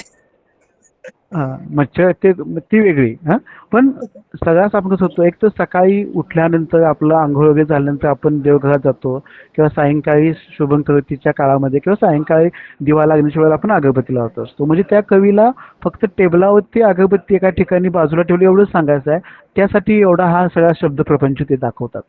म्हणजे हे कसं होतं तर ते भाषेच्या माध्यमातून, किंवा आपल्याला एक माहिती आहे का, अग्निगत आवक जावक लोह ताम्रपट्टी, याचा अर्थ कोण सांग, शुद्ध मराठी शब्द आहे. अग्निगत आवक जावक लोह ताम्रपट्टी याचा अर्थ कोण सांगू शकेल. साधा साधा शब्द आहे. Railway track, railway railway track. हा, रेल्वे ट्रॅक, ज्याला आपण रेल्वे वेळ म्हणतो ना, तो रेल्वे पण नाही, रेल्वे सर. रेल्वे पण नाही, रेल्वे येता जाताना जो आपण ट्रॅक, म्हणजे ज्याला आपण रेल्वे फाटक म्हणतो, येस रेल्वे वेळ म्हणतो ना, त्याला आपण काय म्हणतो. पण आता असं आहे का, समजा आता कोल्हापूर, आपल्यातले बहुतांशी कोल्हापुरातले आहेत, आणि असं आहे की ते रेल्वे फाटकवरून एसटी स्टँडकडे चाललेत, आणि समजा एखाद्या मित्राने दुसऱ्या मित्राला फोन केला, तू कुठे आहेस, तर तो म्हणणार आहे का, मी अग्निगत आवक जावक लोह ताम्रपट्टिका ओलांडून तिकडे येतोय, असं कोण म्हणणार आहे का आपल्याकडे. आपण काय म्हणणार, नाही. आलोच मी, रेल्वे फाटकावरती रेल्वे क्रॉसिंग करून येतो, रेल्वे क्रॉस करून लगेच तिकडे मी येतो असं म्हणतो ना आपण. पण त्याचा मूळ शब्द कसा आहे तर अग्निगत आवक जावक लोह ताम्रपट्टी असा आहे त्याचा अर्थ. म्हणजे याचा अर्थ असतो की आपण आपल्या सोयीनुसार, आणि जर समजा चुकून त्या समोरच्या मित्राला आपण असं म्हटलं तर तो काय म्हणेल, लय शानाच ठेव फोन असं म्हणेल ना तो.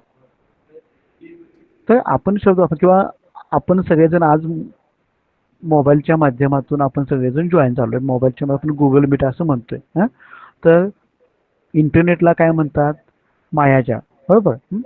असं म्हणतो का, माझं आता मगाशी मग कोणतरी म्हटलं सर तुमचा आवाज येत नाही, तर मी तुम्हाला म्हणा पाहिजे का, नाही ते माझ्या मायाजाळ रेंज गेली असं म्हणू शकतो आपण. मायाजाळ बंद झाल्यामुळे मी पोहोचू शकलो नाही असं म्हणू शकतो का. नेट प्रॉब्लेम असं म्हणू शकतो की आपण जो आपला मोबाईल आहे त्या मोबाईलला आपण भ्रमणध्वनी असं म्हणतो, मूळ शब्दाचा भ्रमणध्वनी, पण आपण त्याला कोणी मोबाईल म्हणतं, कोणी फोन म्हणतं, कोणी सेलफोन म्हणतं.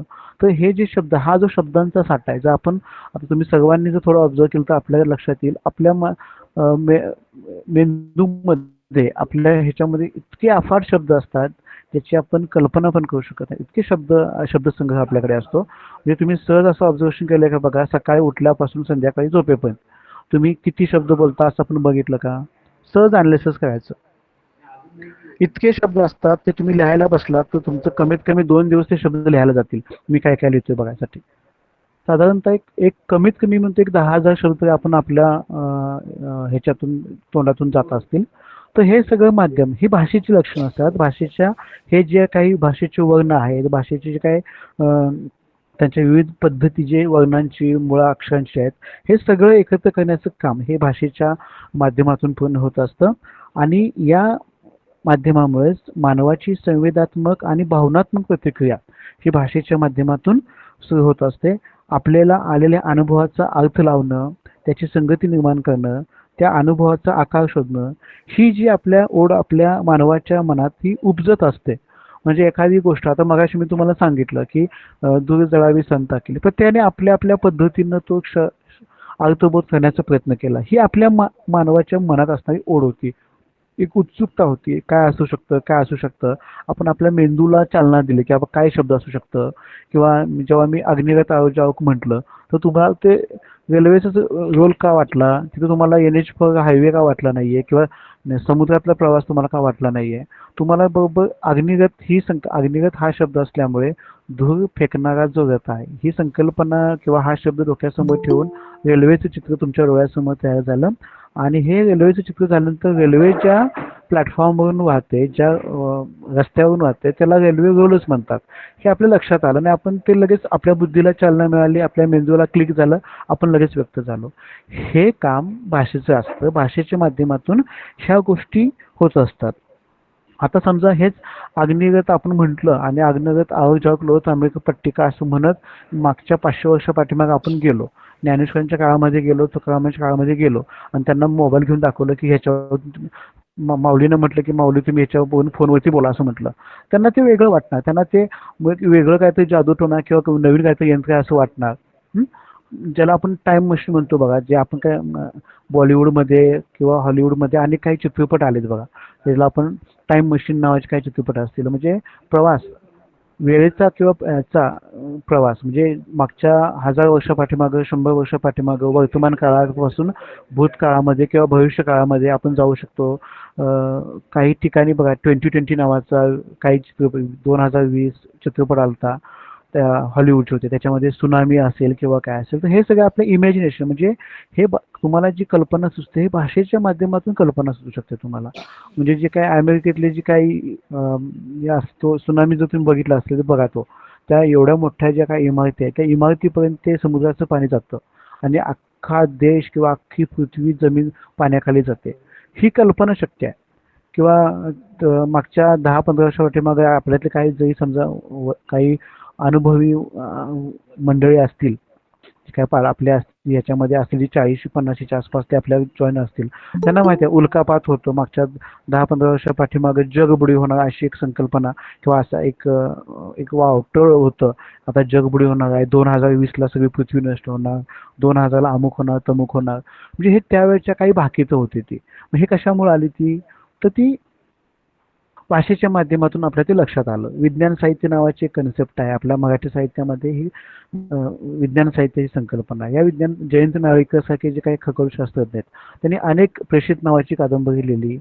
या कादंबरीच्या माध्यमातून तो जो टाइम ट्रॅव्हलिंग म्हटलं तर तो हा संदर्भ त्या प्रेषित नावाच्या कादंबरीमध्ये येतो. तर हे सगळं जर आपण बघितलं तर हे फक्त आणि फक्त भाषेच्या माध्यमातून आपल्याला शक्य असतं. तर या भाषेचा जेव्हा आपण विचार करतो तेव्हा या भाषेच्या उत्पत्तीचा जेव्हा आपण काळ बघतो तर उत्पत्तीचा जो का 1 मिनिट,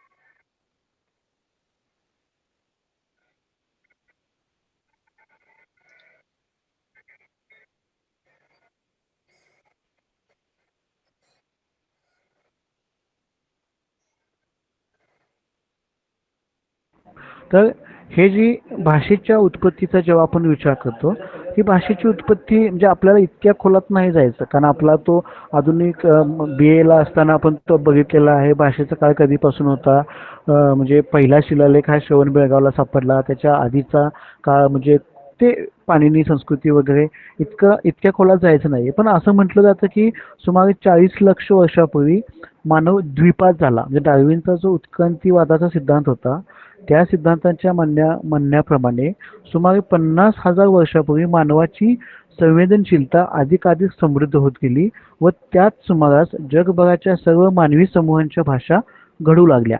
संदेशवहनाची एक लवचिक आणि समृद्ध व्यवस्था म्हणून सुमारे 10,000 वर्षापूर्वी भाषा वापरली गेली आणि यानंतर जगात निरनिराळ्या ठिकाणी भाषा लिहिल्या जाण्यासाठी लागणाऱ्या लिपी चित्रांच्या स्वरूपापासून ते अक्षरापर्यंत हा तिचा उत्क्रांत होत गेला. असा हा भाषा उत्पत्तीचा काळ मानला जातो.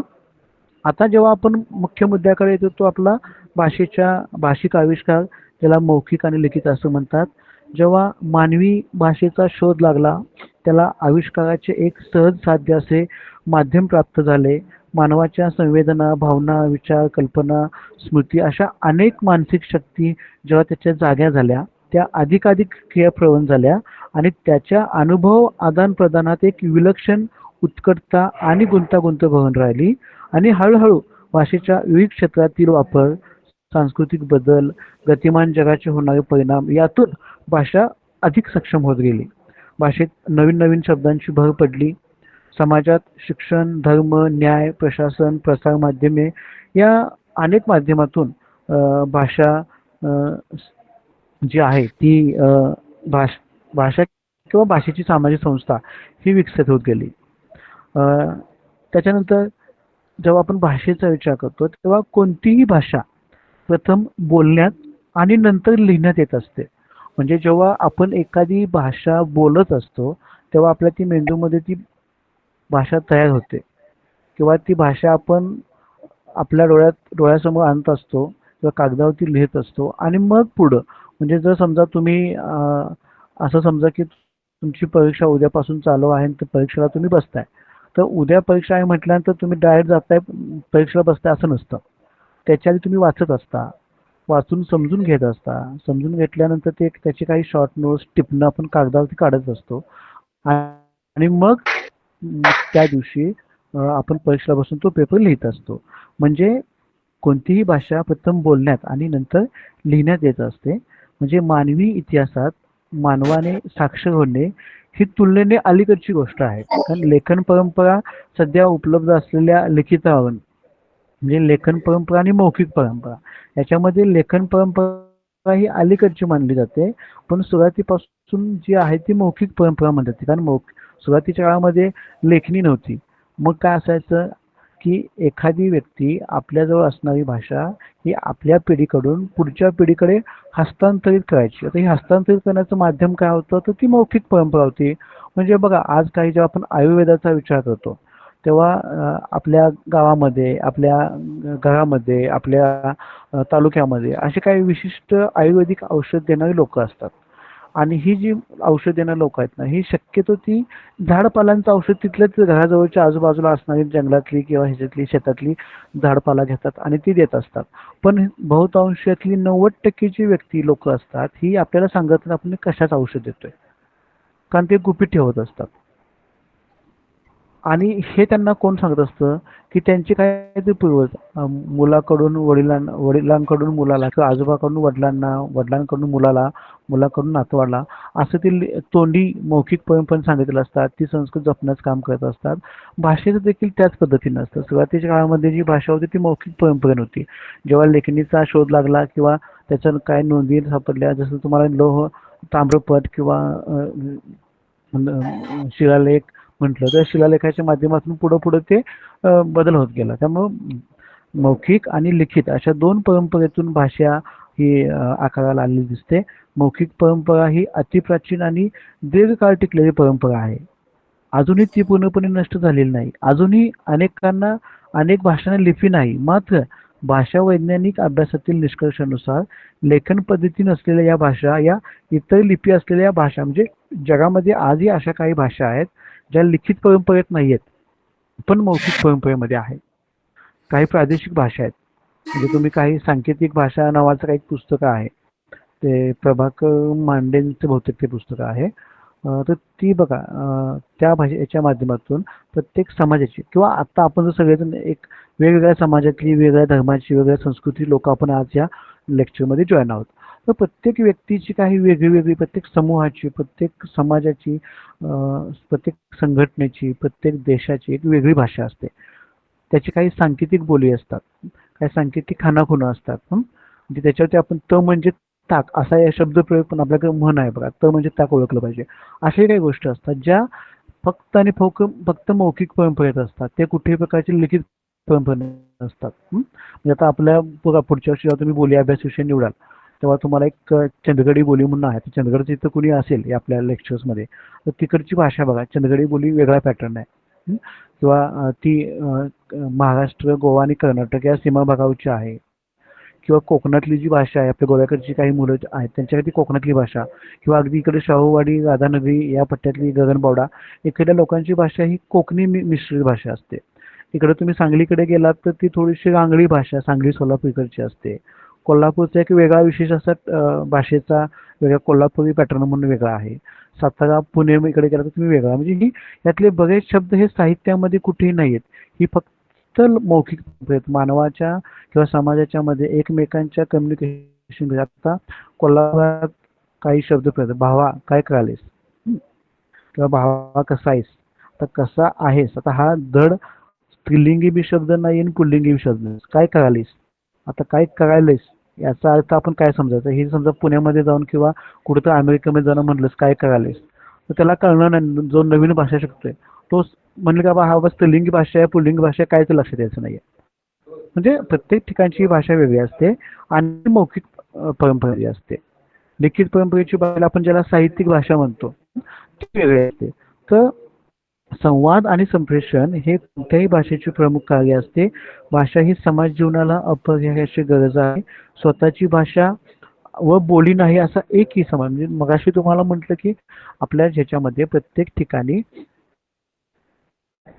प्रत्येक व्यक्तीला स्वतःची एक भाषा असते आणि त्या पद्धतीने ही भाषा घडत असते.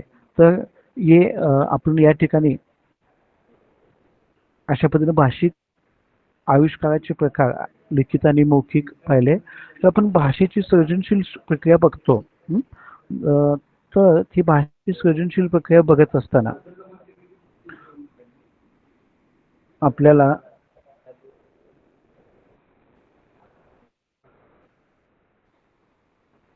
भाषेची सृजनशीलता बघत असताना भाषेतील विचारी प्रकटीकरण, विचार प्रभावीपणे व्यक्त करताना भाषेचा सृजनशील वापर कसा करावा, दृक्श्राव्य आणि सादरीकरणाच्या अभिव्यक्तीनुसार भाषेच्या लालित्यात कसे बदल होतात, भाषेची सृजनशीलता ज्याला आपण क्रिएटिव्हिटी म्हणतो, नवनिर्मितीशीलता म्हणतो, ती कशी वाढवता येते, या सर्वांचा अभ्यास या दुसऱ्या प्रकरणामध्ये केला जातो.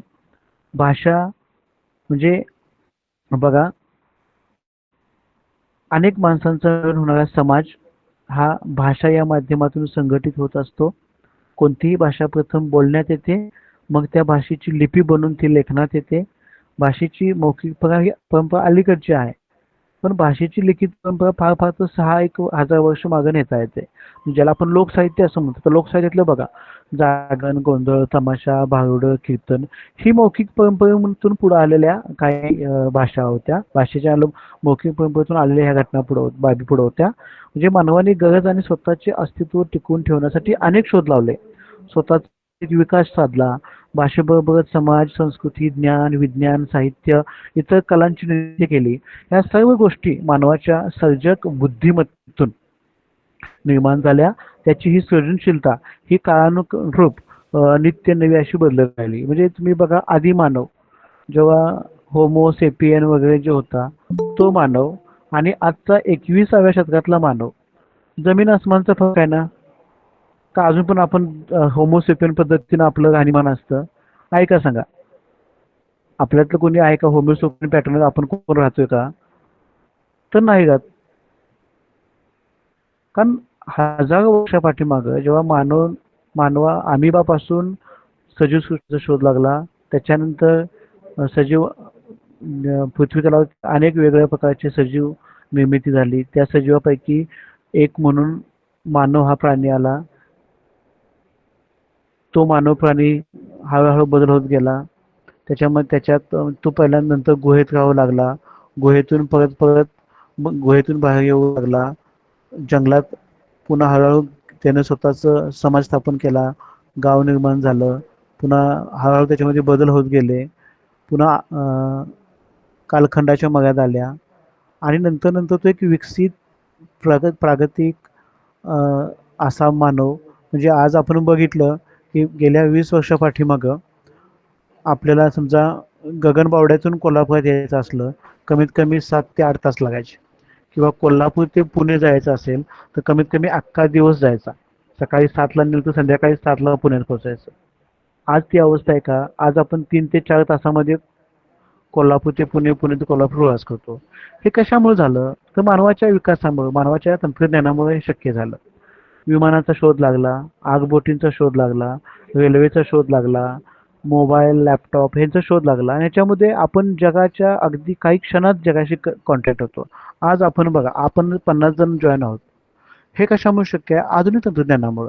जर तुम्हाला म्हटलं असतं की हे लेक्चर ऑनलाईनच्या ऐवजी ऑफलाईन इथं आपण विद्यापीठामध्ये घेणार आहोत, आपल्यापैकी किती जण हजर झाले असते? एक 10 मुलं ही तर प्रत्यक्ष येऊ शकले नसते. पण या कोविड नंतर ही आपली ऑनलाईन संकल्पना उदयाला आली. याच्या आधी पण ऑनलाईन सिस्टीम होती, पण आपण किती त्याच्या मध्ये इन्व्हॉल्व होतो तर नाही आहे. कोविड नंतर जेव्हा आपण सगळे बंद झालो, घरामध्ये बंद झालो, तर तेव्हा आपण नवनवीन गोष्टी शिकत गेलो. त्याच्यावरती मात करण्यासाठी आपण घर बसून वर्क फ्रॉम होम ही संकल्पना जास्त प्रमाणामध्ये त्यावेळेला उदयास आली. तर हे सगळं कशामुळे आहे? तर मानवाच्या प्रगत विकासामध्ये टप्प्याटप्प्यामध्ये होणारे हे बदल आहेत. हे बदल आणि 2020 नंतर गेल्या 4 एक वर्षामध्ये तर तुफान बदल झाले. मानवाचं जगणं बदलून गेलं. या जगण्याच्या मध्ये अनेक प्रकारचं मनुष्य माणसाला माणूस म्हणून ओळखू लागला. अनेक घटना घडल्या, अनेक बाबी हे झाल्या. तर हे सगळं कशामुळं? तर माणसाच्या मध्ये असणारी क्रिएटिव्हिटी, अनुभव, ही भाषेच्या माध्यमातून आपण अनेकविध क्रिएटिव्हिटी केल्या. तर हे सृजनशीलता याचा अर्थ काय?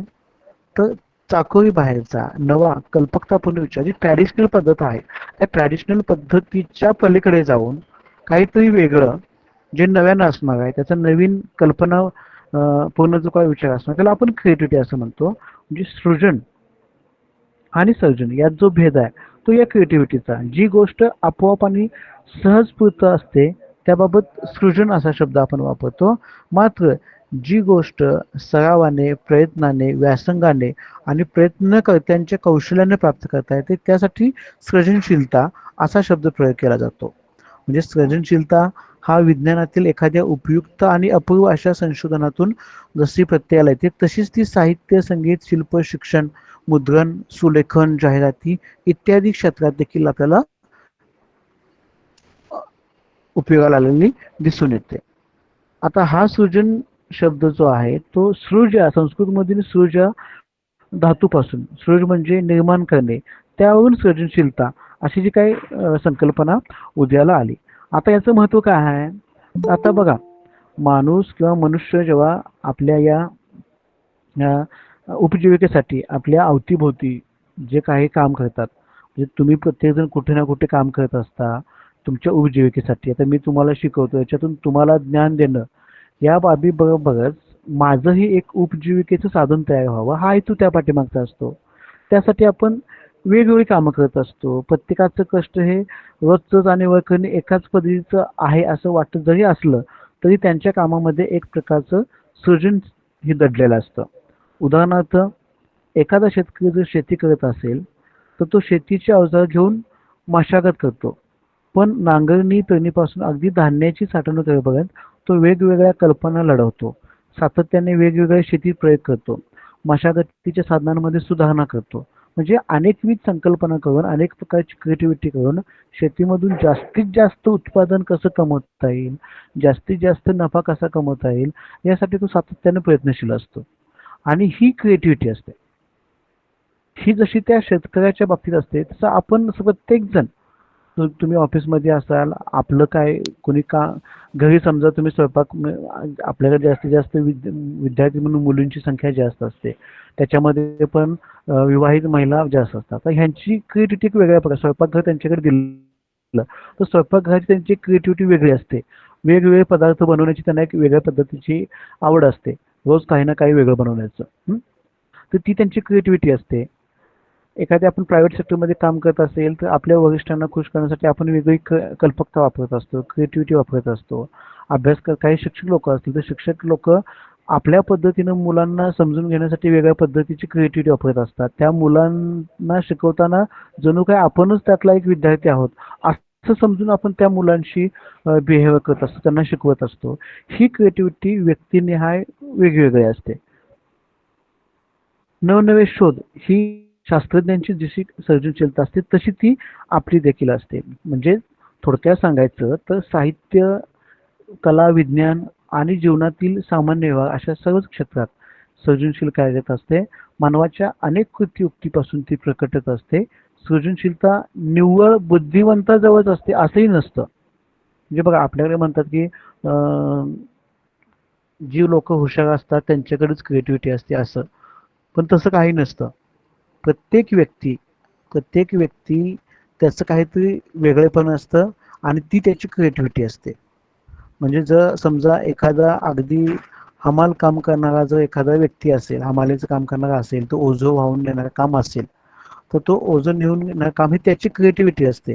ते जर समजा आता आपल्यातलंच आपण एवढे 40-45 जण आहोत, समजा एखादा काम करणारा व्यक्ती असेल तर तो 50-50 किलोची पोती, 50-50 किलोची टिकी सहजपणे उचलत असतो, इझीमध्ये उचलतो, या गाडीतून त्या टाकत असतो. ही त्याची क्रिएटिव्हिटी असते. तेच 50 किलोचं पोतं आपल्याकडे दिलं, आपण किती चालणार आहे? आपल्याला ते पोतं खांद्यावर घेऊन 2 पावलं पण चालतं जाणं शक्य होणार आहे का? तर त्याचं ते रोजचं काम असतं, त्याचा तो व्यवसाय असतो. त्या बाबतीत आपलं वेगळं पडतं.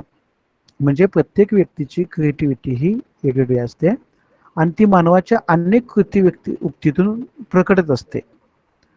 बुद्धिवंत हा सर्जनशील असू शकतो, पण प्रत्येक बुद्धिवंत सर्जनशील असेलच असं नाही.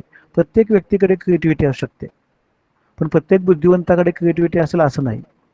त्यामुळं सृजनशीलता ही प्रत्येक व्यक्तीकडे त्याच्या पद्धतीने असू शकते.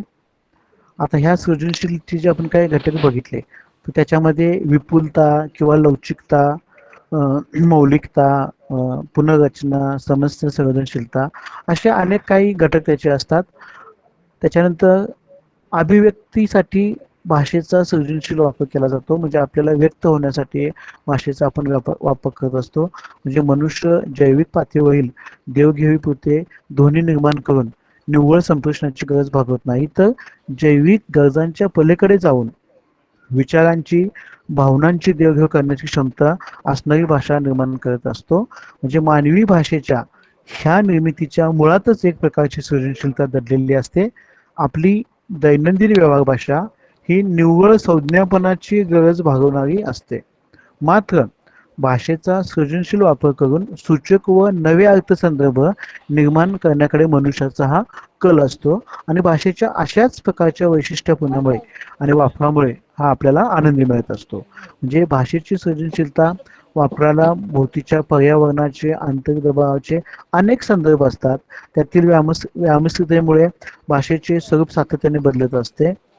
म्हणजे आपण नोम चॉम्स्कीने भाषिक क्षमता नावाची एक कन्सेप्ट मांडली होती, ते आपल्याला लक्षात येईल बघा. म्हणजे आजूबाजूच्या ठिकाणी ज्या गोष्टी घडतात त्या गोष्टीला अनुसरून आपण ती भाषा वापरत असतो. जर समजा आपण असं समजू की भारत पाकिस्तानच्या युद्ध सुरू आहे आणि त्या बॉर्डरवरती आपण गेलेलो आहे आणि त्या युद्धाला जेव्हा आपण जातो तेव्हा आपलं टार्गेट हे फक्त समोरची व्यक्ती, समोरचा देश एवढंच असतं. बाकी आपल्या डोक्यात काही नसतं. का तिथे गेलं असं कोण नाही की बाबा माझं घरी आहे, बाबा माझ्या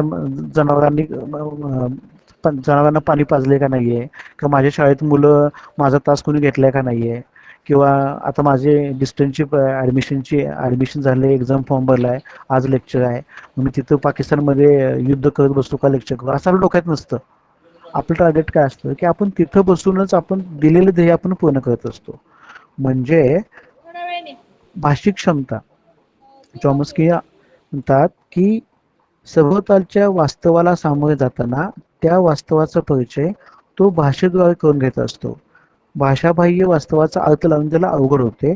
अशा वेळी तो नवीन भाषिक रूपे जन्माला घालीत असतो. त्यामुळे मानवाच्या जडणघडणीमध्ये भाषेचा वाटा हा महत्वाचा असतो. म्हणूनच मानवाचे व्यक्तिमत्व तयार नसते, तर ते भाषेप्रमाणे भाषेद्वारे घडत असते. बघा, मानवाचं आपल्या प्रत्येकाचं जे व्यक्तिमत्व आहे, आपल्या प्रत्येकाची जी पर्सनॅलिटी आहे, ती आपल्यामुळे घडत नसते. आपल्या आजूबाजूच्या वातावरणामुळे, आपण शिकत असलेल्या भाषेमुळे तयार होत असते. किंवा आपलं व्यक्तिमत्व जर समोरच्याला व्यक्त व्हायचं असेल, आपलं व्यक्तिमत्व कशाच्या माध्यमातून समोरच्याला कळतं? आपलं बिहेवियर, आपलं वागणं. आणि हे वागणं आपलं लोकांना कसं कळतं आपलं वागणं? तर भाषेच्या माध्यमातून. तुम्ही एखाद्या व्यक्तीची एखाद्या ऑफिसमध्ये गेला तर समोरच्या व्यक्तीपुढे जाऊन 2 तास नुसतंच हाताला घडी घालून बसलात, त्या समोरच्या व्यक्तीला कळणारच नाही तुम्ही त्याच्याकडे का आलात. किंवा एखाद्या व्यक्तीकडे जाऊन डायरेक्ट त्याला काही न विचारता त्याला धरून डायरेक्ट हाणायला चालू केलं, तर त्याला समजणार तो मला का मागतोय म्हणून. पण तिथं जाऊन त्याला म्हटलं की सर मी अमुक अमुक गोष्टीसाठी आलेलो आहे, माझं अमुक अमुक काम करा, तर त्याला शक्य असेल तर तुम्हाला येस म्हणणार, तुमचं काम करणार. तुम्हाला शक्य नसेल तर तो नाही म्हणणार. पण हे कशासाठी पाहिजे आहे? ते भाषेचे म्हणजे तुमची पर्सनॅलिटी ही फक्त आणि फक्त भाषेच्या माध्यमातून घडत असते. थोडक्यात सांगायचं तर भाषेचा सौंदर्यपूर्ण आणि परिणामकारक वापर करणे ही भाषेची क्रिएटिव्हिटी असते.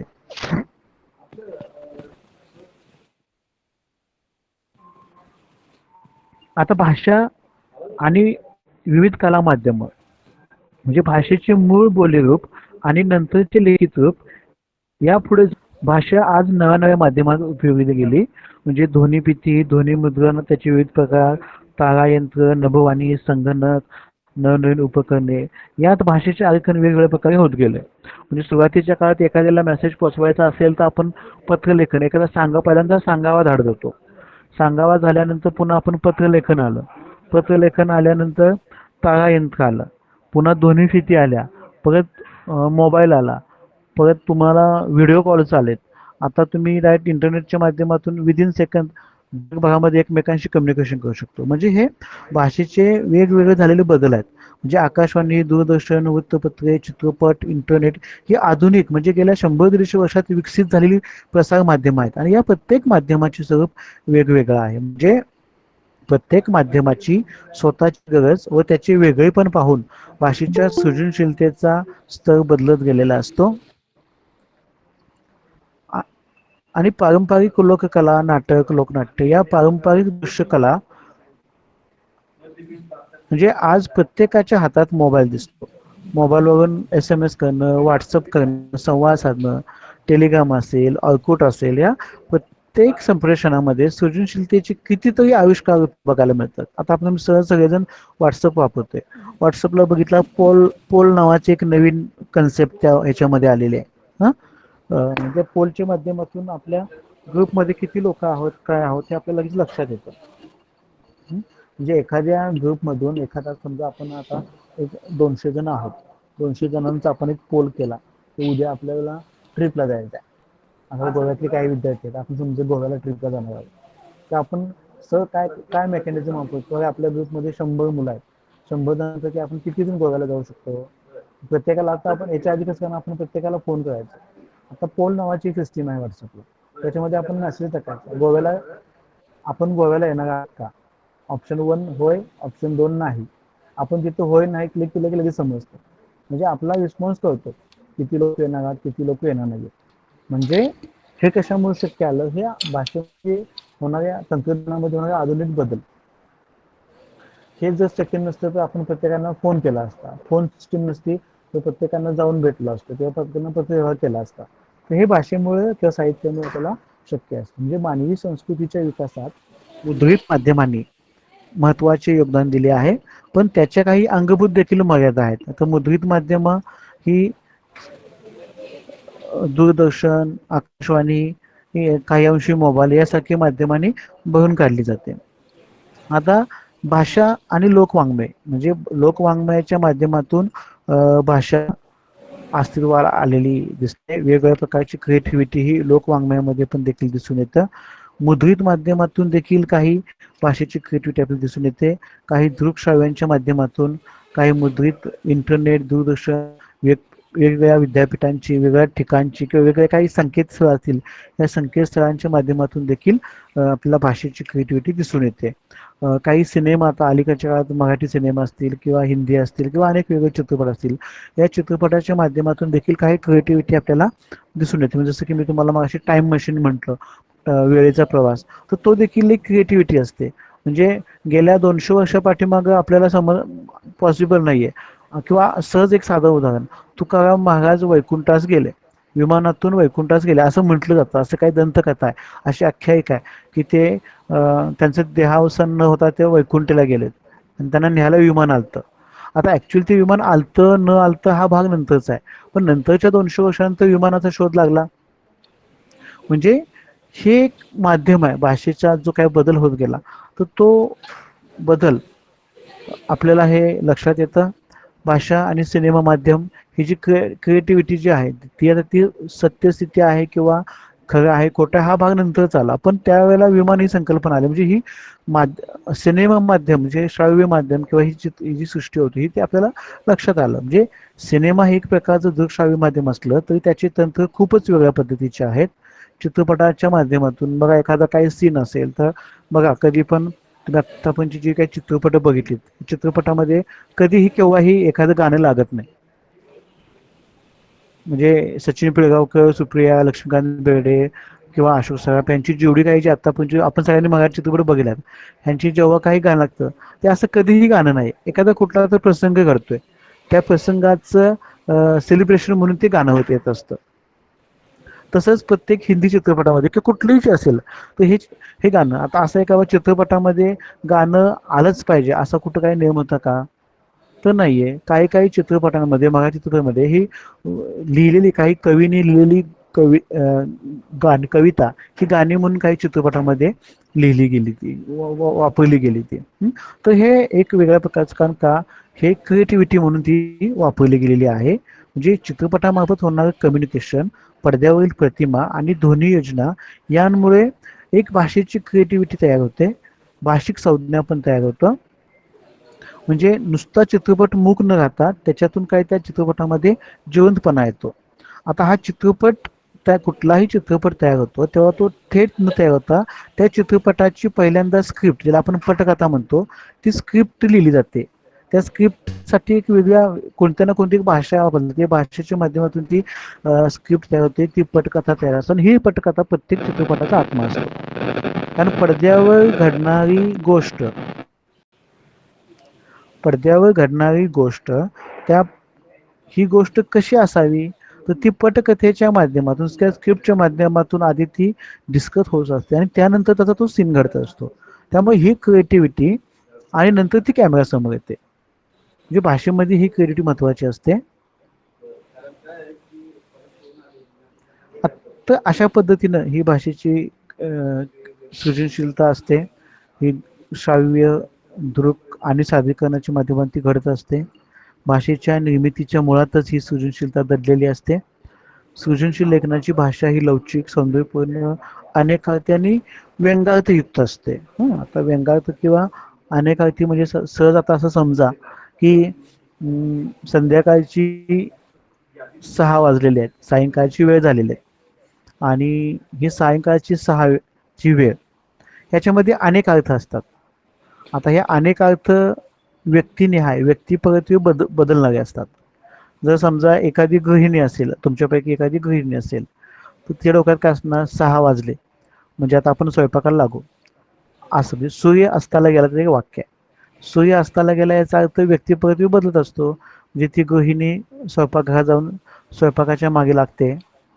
ऑफिसमध्ये एखादी व्यक्ती असेल तर 6 वाजल्या तर ऑफिस बंद व्हायची वेळ आले, आपण घरी जाऊया असं म्हणतो. किंवा एखादा चोर असेल, चोरी करणार असेल, तर तो 6 वाजलेला म्हणत चला आपली आत्ता सकाळ झाली, आपण चोरी करण्याची वेळ झाली. असे त्याचे अनेक अर्थ तयार होत असतात. तर ही अशी सृजनशीलतेची भाषा असते. अनेक अर्थ त्यातून असतात, त्यातून व्यंगार्थ होत असतात. त्याची लवचिकता, मौलिकता, त्याचा विस्तार, त्याची पुनर्रचना, हे अशा अनेक गोष्टी या भाषेच्या क्रिएटिव्हिटीतून तयार होत असतात. आता भाषेच्या आविष्कारामध्ये त्याची मौखिक लिखित परंपरा, भाषेची क्रिएटिव्हिटी आणि ही भाषा साहित्यामध्ये कशी वापरली जाते, साहित्याचं माध्यम म्हणून भाषा कशी कार्यरत असते, याचाही विषय आपल्याला तितकाच महत्त्वाचा असतो. म्हणजे साहित्य म्हणजे आपण सही तत्व, म्हणजे एखादी गोष्ट जेव्हा आपण व्यवहारामध्ये करतो तसाच व्यक्तीचे अनुभव आणि तिच्या संवेदना यांचे दर्शन घडवण्याच्या माध्यमात हे साहित्याच्या माध्यमातून घडत असते.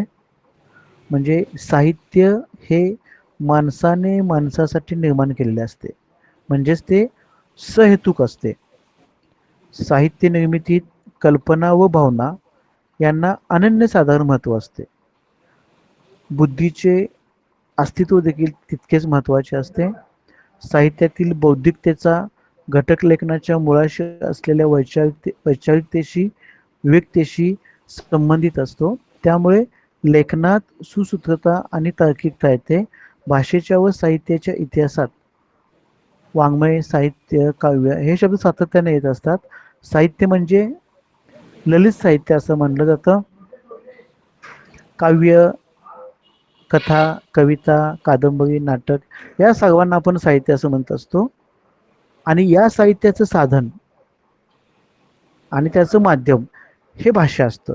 म्हणजे साहित्याची निर्मिती, साहित्याचं आकलन, साहित्याचा आस्वाद व साहित्याची समीक्षा ही भाषेद्वारे घडत असते. म्हणजे याची जरी संवाद हे मूळ कार्य सांभाळून भाषेच्या सामान्य नियमावलीच्या आधारे आर्थिक अर्थसमृद्धी करणे, भाषा अधिक संवेदनशीलतेला अनुसरणारी करणे, त्यासाठी सामान्य नियमावलीला प्रसरणशील करणं, प्रसंगी नियमांचे उल्लंघन करणं ही साहित्यिक भाषेची कसोटी ठरत असते. म्हणजे भाषा मानवाच्या बाह्य व्यवहाराबरोबरच मनातील आंतरिक व्यवहारही पार पाडत असतो. शिवाय ती सर्वच मानवाची समान असल्यामुळे व्यापकही असते. अशा भाषेतून प्रकट होणारे साहित्य हे जीवन प्रवाहाबरोबर वाहत आणि वाढत जात असतं, विकसित होत असतं. जीवनातील अनेक घटना, माणसांमाणसांमधील विविध प्रकारचे संबंध, मनातल्या विचारांची गुंतागुंत ही साहित्याच्या माध्यमातून व्यक्त होत असते. आणि अशा वापरात ही भाषा ही व्यापक आणि स्थिर रूप प्राप्त झालेल्या भाषेंपेक्षा निराळी असते. सर्वसाधारणपणे जेव्हा आपण साहित्याचा विचार करतो तेव्हा व्यवहार भाषा, शास्त्र भाषा आणि साहित्य भाषा अशा संज्ञा या वेगवेगळ्या निमित्ताने वापरत असतो. पण या तिन्ही प्रकारांच्या भाषात स्पष्ट आणि काटेकोर सीमारेषा प्रत्यक्षात दाखवता येत नाहीत. म्हणजे भाषेसारख्या अनेक पदरी आणि प्रवाही सामाजिक संस्थेत अशा प्रकारच्या सीमारेषा दाखवणे हे निव्वळ फोलपणाचं ठरत असतं. म्हणजे व्यवहार भाषेचे कार्य जे आपण व्यवहार भाषा, शास्त्र भाषा आणि साहित्याची भाषा जेव्हा आपण बघतो तेव्हा व्यवहार भाषेचे कार्य अंतिमतः विशिष्ट मर्यादेपुरते एक पदरी संदेशवहन करणं असते. तिला अर्थाचा एकच पदर असतो आणि ती विशेषत्वाने अनेक अर्थता टाळते. म्हणजे व्यवहार भाषा ही जीवन व्यवहारात उपयोगी पडणारी अशी साधनात्मक भाषा आहे. सार्वजनिकता हा तिचा महत्त्वाचा गुण असल्यामुळे तिचे स्वरूप निवेदनात्मक, स्पष्टीकरणात्मक, निर्देशनात्मक आणि विवेचनात्मक असते. व्यवहारी भाषेत बोलणारा, ऐकणारा आणि त्यांच्यामधला संदेश, ऐकणारा, बोलणारा आणि त्यांच्यामधला संदेश या तीन आवश्यक घटकांना धरून भाषिक व्यवहार चालतो. अर्थातच हा भाषिक व्यवहार संदेशाचे स्वरूप आणि त्या वेळची परिस्थिती, समोर ऐकणारा माणूस नौका आहे का जुना आहे, परिचयाचा आहे का घरचा आहे, इत्यादी अनेक गोष्टी आणि संदर्भानुसार चालत असतो. म्हणजे उदाहरणार्थ बघा, आपण घरी आपल्या जेव्हा फॅमिली असते तेव्हा आपण फॅमिलीला, आपल्या घरच्या लोकांना म्हणतोय समजा तुम्ही एक दिवशी घरी येणार नाहीत, आपला समजा की आपल्या ह्याच्यामध्ये काही जेंट्स लोक आहेत समजा आज घरी जाणार नाहीत तर ते आपल्या घरी काय म्हणतात, आज मी येणार नाही, दारी खिडक्या नीट लावून घे. असं म्हटल्यावर घरातली जबाबदारी व्यक्ती बघा, आज मी येणार नाही, दारी खिडक्या नीट लावून घे असा एखादा शब्दप्रयोग तुम्ही तुमच्या घरातल्या व्यक्तींना केला तर याच्यातून काय अर्थबोध होतो, तर घरातली एखादी करती जबाबदारी व्यक्ती काही निमित्ताने आज घरी येणार नाहीये, ती त्याच्या कामानिमित्त बाहेर गावी चालले, तेव्हा रात्री झोपण्यापूर्वी घराच्या खिडक्या दरवाजा काळजीने बंद करण्याची आणि घरात राहणाऱ्या व्यक्तीने जबाबदारी घ्यावी असा संदेश हा याच्यातून व्यक्त होत असतो. म्हणजे बोलणारी आणि ऐकणारी व्यक्ती ह्या घरातल्याच असतात, जवळच्या असतात आणि सुरक्षेविषयी एकमेकांविषयी वाटणारी काळजी ह्या वाक्यातून व्यक्त होत असते. म्हणजे किंवा दुसरं एखादं वाक्य बघा, तू थांब, मी चहा घेऊन येतो, तोपर्यंत हे काम संपून टाक.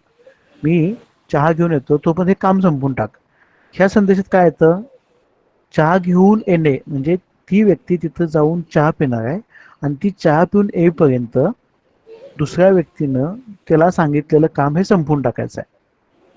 हा अर्थ या वाक्यातून अर्थबोध होतो.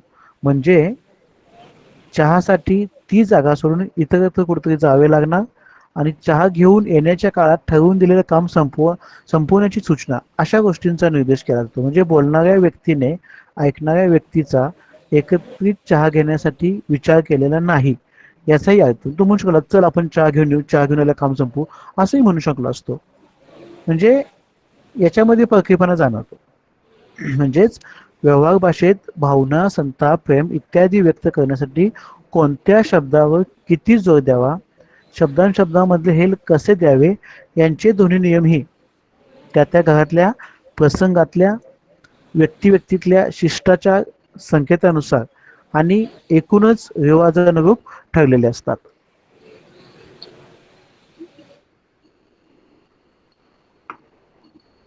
म्हणजे साहित्य भाषेच्या तुलनेत व्यवहार भाषेत एक प्रकारचा भरडपणा आढळतो. तर शास्त्र भाषेचे प्रतिपाद्य विषयाला अधिक महत्त्व असतं, त्यामुळे लेखकागणिक अथवा व्यक्तिगणिक फारशी बदलत नाहीत. या भाषेतून बोलणाऱ्याचे व्यक्तिमत्व प्रकट होण्याची फारशी शक्यता नसते, तर त्याच्या बौद्धिक आकलनाची मांडणी कमावलेल्या अशा भाषेच्या सफाईदार मांडणीतून होत असतात. म्हणजे शास्त्र भाषेमध्ये शास्त्राची भाषा ही ठरवून दिलेली असते, त्या भाषेमध्ये व्यक्तिनिहाय बदल शक्यतो होत नाहीत. अर्थाच्या घटकाची तर्कसंगत मांडणी ही भाषेच्या रूपामधून पारदर्शक पद्धतीने व्यक्त होऊ लागते. याचा अर्थ भाषा हे पूर्ण अर्थाने साधन म्हणून वापरण्यावर असतं. अलंकरण, अनेकार्थत्व, शास्त्रज्ञ या वाक्यरचना वाक्य विचारांची घटकांशी पूर्णपणे संलग्न असतात. आणि साहित्य भाषेचा जेव्हा विचार करतो तेव्हा भाषेला साहित्य प्रकाराचा बाह्य संदर्भ प्राप्त होत असतो. म्हणजे व्यवहार भाषा आणि शास्त्र भाषेचे स्वरूप लक्षात घेतल्यावर त्या पार्श्वभूमीवर साहित्य भाषेची जेव्हा काही वैशिष्ट्ये आपणास जाणवू लागतात, यापैकी अगदी एक प्राथमिक वैशिष्ट्य म्हणजे ह्या भाषेला कुठल्या तरी साहित्य प्रकाराचा बाह्य संदर्भ संस्कृतीशी काही बाह्य संदर्भ असतात. म्हणजे वाचकाला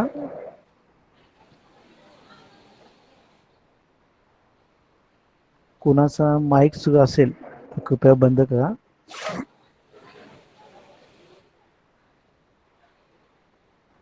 तर वाचकाला साहित्य प्रकाराचा काहीसा अंदाज आला की त्या संहितेतील भाषेची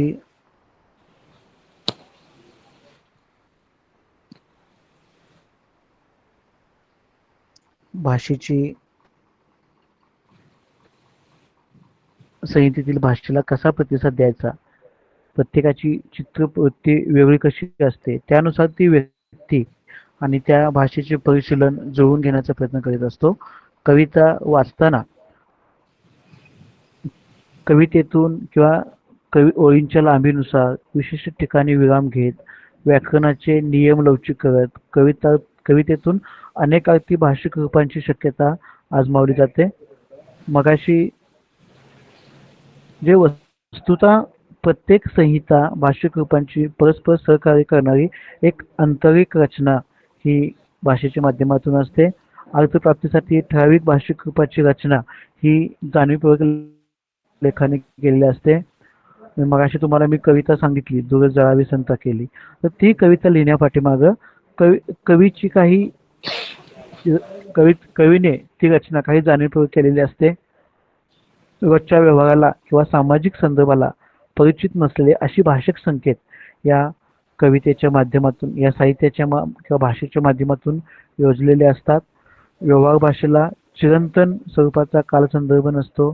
संहितेतील भाषिक रूपे स्वतंत्रपणे व्यवहाराच्या भाषेतून काहीतरी अर्थ व्यक्त करत असतात, परंतु संहितेत त्याची मांडणी करताना भाषिक रूपे त्या संहितेच्या रचनेनुसार विशिष्ट अर्थ प्राप्त करत असतात. साहित्य भाषेचा एक विशेष म्हणजे ती अनपेक्षित अर्थ व्यक्त करते.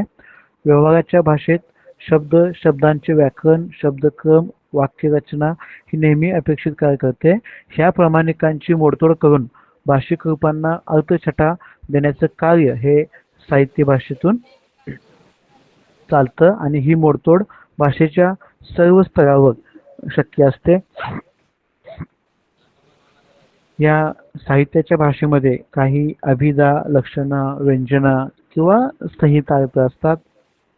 त्या भाषेमध्ये काही रूपक असतात, प्रतिमा, प्रतीके, प्राककथा असतात. या रूपक, प्रतिका, प्रतिमा आणि प्राककथा या 4 भाषिक योजनांना साहित्याच्या व्यवहारात खूप महत्त्व असतं. साहित्य भाषेत वाच्यार्थ, लक्षार्थ आणि व्यंग्यार्थ हे कमी जास्त प्रमाणात आढळत असले तरी अर्थाचे अधिक वक्र व्यवहार, अधिक उठाव आणि व्यामनस्थिरता अधिक स्पष्टीकरण करणारे भाषिक प्रयोग हे रूपक, प्रतीक आणि प्रतिमन प्राकथांच्या वापरामुळे शक्य होत असतात. साहित्याच्या भाषेमध्ये काही रूपक असतात. साहित्य वाचत असताना त्यातल्या अर्थाचे अनेक ठसे वाचणाऱ्यांच्या अंतःकरणावर उमटतात. त्या अर्थाला विशेष सौंदर्य प्राप्त होत असते. अशा वेळी त्या ठिकाणी रूपक या अलंकाराचा वापर केला जातो. प्रतीक म्हणजे चिन्ह. चिन्ह आणि त्याचा अर्थ हे द्वैत प्रतीकामध्ये उघडपणे गृहीत धरलेलं असतं.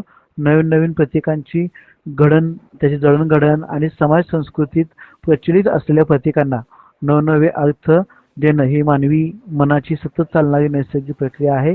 प्रतीके ही विशिष्ट भाषिक संस्कृतीत परंपरेने चालत आलेली असतात आणि वाचकांनी नित्य जीवन व्यवहारात ती आत्मसात केलेली असतात. प्रतिमांच्या बाबतीत विचार केला तर प्रतिमा हा कवितेच्या भाषेचा एक महत्त्वाचा घटक असतो. किंबहुना कविता ही प्रतिमाने युक्त असलेली प्रतिमाच असे म्हटले जातं. प्रतिमा म्हणजे शब्दातून निर्माण होणारं चित्र हो. म्हणजे प्रतिमा म्हणजे उच्चारांनी चिन्हांकित होणाऱ्या 2 किंवा अधिक मानसिक संदर्भामध्ये म्हणजेच त्यातील संवेदनकृती आणि तत्संलग्न भावनिक वैचारिक घटक यामध्ये घडणाऱ्या साधर्म्य आणि वैधर्म्य दिष्टित आंतरप्रक्रियेतून निर्माण होणारी मूर्त, गतिशील अनेक अर्थी व सौंदर्य संघटना असते. प्रतिमा हे सरळ अनुभूतीला लाभलेलं रूप असतं. प्रतिमांच्या वापरातून डोळ्यासमोर उभे राहणारे चित्र हे नुसते चित्र नसते तर कवीची भावना, संवेदना, कल्पना त्या चित्रातून जाणवतात. म्हणजे जर एखादं उदाहरण घ्यायचं म्हटलं, बालकवींची आपण एक कविता आहे, श्रावण मासी हर्ष मानसी हिरवळ दाटी चोहीकडे क्षणाच पसरे ऊन कोवळे. ही कविता आपल्या सगळ्यांना माहित आहे. याचा अर्थ काय? श्रावण मासी हर्ष मानसी म्हणजे इथं कडाक्याचं ऊन नसतं, इथं पावसाळाचं आहे आणि ते श्रावण म्हटल्यानं पाऊस असतो. हे त्या कवितेतून आपल्याला अर्थ बदलतो. म्हणजे आणि ही कविता जेव्हा आपल्या डोळ्यासमोर येते, आपण जेव्हा वाचतो तेव्हा आपल्या डोळ्यासमोर एक प्रकारचं चित्र निर्माण होतं. ते श्रावण मासी हर्ष मानसी म्हणजे पावसाळ्याचे दिवस आहेत, हिरवीगार जमीन आहे, गवत वगैरे आलेलं आहे, बारीक झिरमट पाऊस पडत आहे. हे चित्र आपल्या डोळ्यासमोर राहतं. म्हणजे ह्या प्रतिमा कवीच्या कवितेमध्ये इतकी ताकद असते की ती प्रतिमा आपल्या डोळ्यासमोर उभी राहते. म्हणजे प्रतिमांच्या वापरातून डोळ्यासमोर उभं राहणारे चित्र हे नुसते चित्र नसते तर त्या चित्राच्या माध्यमातून कवीच्या मनातील भावना, त्याच्या संवेदना, त्याच्या मनातील कल्पना या चित्रातून जाणवतात आणि मानवी भावनेचा एक ठळक रंग या प्रतिमेतून प्रकटत असतो. म्हणजे रंग, रूप, वास, चव आणि नाद अशा प्रकारच्या इंद्रिय संवेदना प्रकट करण्याचे त्याबरोबरच या संवेदनांची पुनर्निर्मिती करण्याचे प्रतिमा हे परिणामकारक साधन असते. अशाच प्रकारचे काही मिथकं पण असतात. म्हणजे प्राकथांचा भाषेशी आणि संस्कृती जवळचा संबंध असतो. प्रत्येक संस्कृतीत काही प्राकथा आढळतात आणि त्या भाषेतून व्यक्त होत असतात. म्हणजे याच्यामध्ये प्राकथांची निर्मिती आणि उत्पत्ती असते, देवदेवतांचे जन्म मृत्यू आणि मृत्यूनंतरचे जीवन आणि जगाची पुनर्उत्पत्ती आणि पुनर्जन्म हे विषय प्रामुख्याने येतात. म्हणजे रामायण महाभारत सारख्या जेव्हा आपण गोष्टी बघतो हे काही प्राकथा असतात. वेगवेगळ्या देवधर्म असतात. तर प्रत्येक देवीचा ज्योतिबा असेल, महालक्ष्मी असेल, तर आपल्याला बघा काही लोक जी लोक तिरुपती बालाजीला जाऊन येतात, देशभरातली जगभरातली की आपल्या महाराष्ट्रातली जी लोक तिरुपती बालाजीला जाऊन येतात ते बालाजीवरून आल्यानंतर घरी जायच्या आधी कोल्हापूरच्या महालक्ष्मीला येऊन दर्शन घेऊन जातात.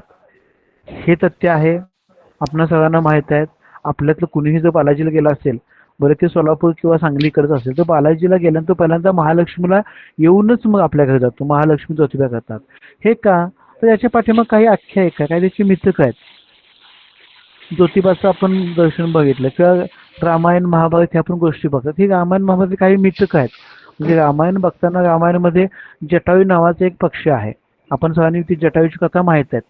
जटायूचे हात का छाटले गेले, त्याचे पंख का छाटले गेले, किंवा कुंभकर्ण आहे, किंवा रामाने शूर्पणखा जी होती तिचं कान नाक कापलं होतं. त्या अशी काही मिथक आहेत, त्यातून काही आख्यायिका आहेत, त्या पाठीमागचे काही संदर्भ आहेत. किंवा आपण रामायणामध्ये म्हणतो बघा की जेव्हा लक्ष्मणाला सर्पदंश झाला तेव्हा संजीवनी बुटी आणण्यासाठी मारुती तो त्या पर्वतावरती गेला होता आणि त्या पर्वतावरती जाऊन त्यानं तो डोंगरच घेऊन इकडे आला.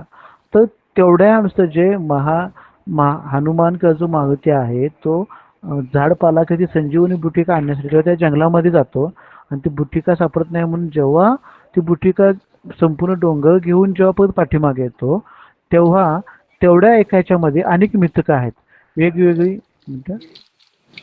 वेगवेगळी जी मिथकं आहेत त्या प्रत्येक कालखंडामध्ये म्हणजे प्रत्येक क्षणामध्ये त्या प्रत्येक काही मिथकं दडलेली असतात. त्या मिथकानुसार बघा हे झालं रामायण महाभारतातलं. आता आपण ज्या संस्कृतीमध्ये ज्या समाजामध्ये राहतो तेव्हा आपल्या प्रत्येक समाजाची प्रत्येक संस्कृतीचा काही इतिहास आहे, त्यात काही मिथकं आहेत. म्हणजे बघा लग्न झाल्यानंतर आपल्या घरी जागरण गोंधळ असतो, त्याची काही प्राकथा आहेत, त्या काही मिथकं आहेत. त्या प्रत्येक गोष्टीला काही संदर्भ आहे. किंवा आपल्या घरी एखाद्या व्यक्तीचा मृत्यू झाल्यानंतर आपण जेव्हा त्याचं श्राद्ध घालतो किंवा तेळावं घालतो तर त्यावेळेला आपण घरी काय कार्यक्रमांचं नियोजन करतो.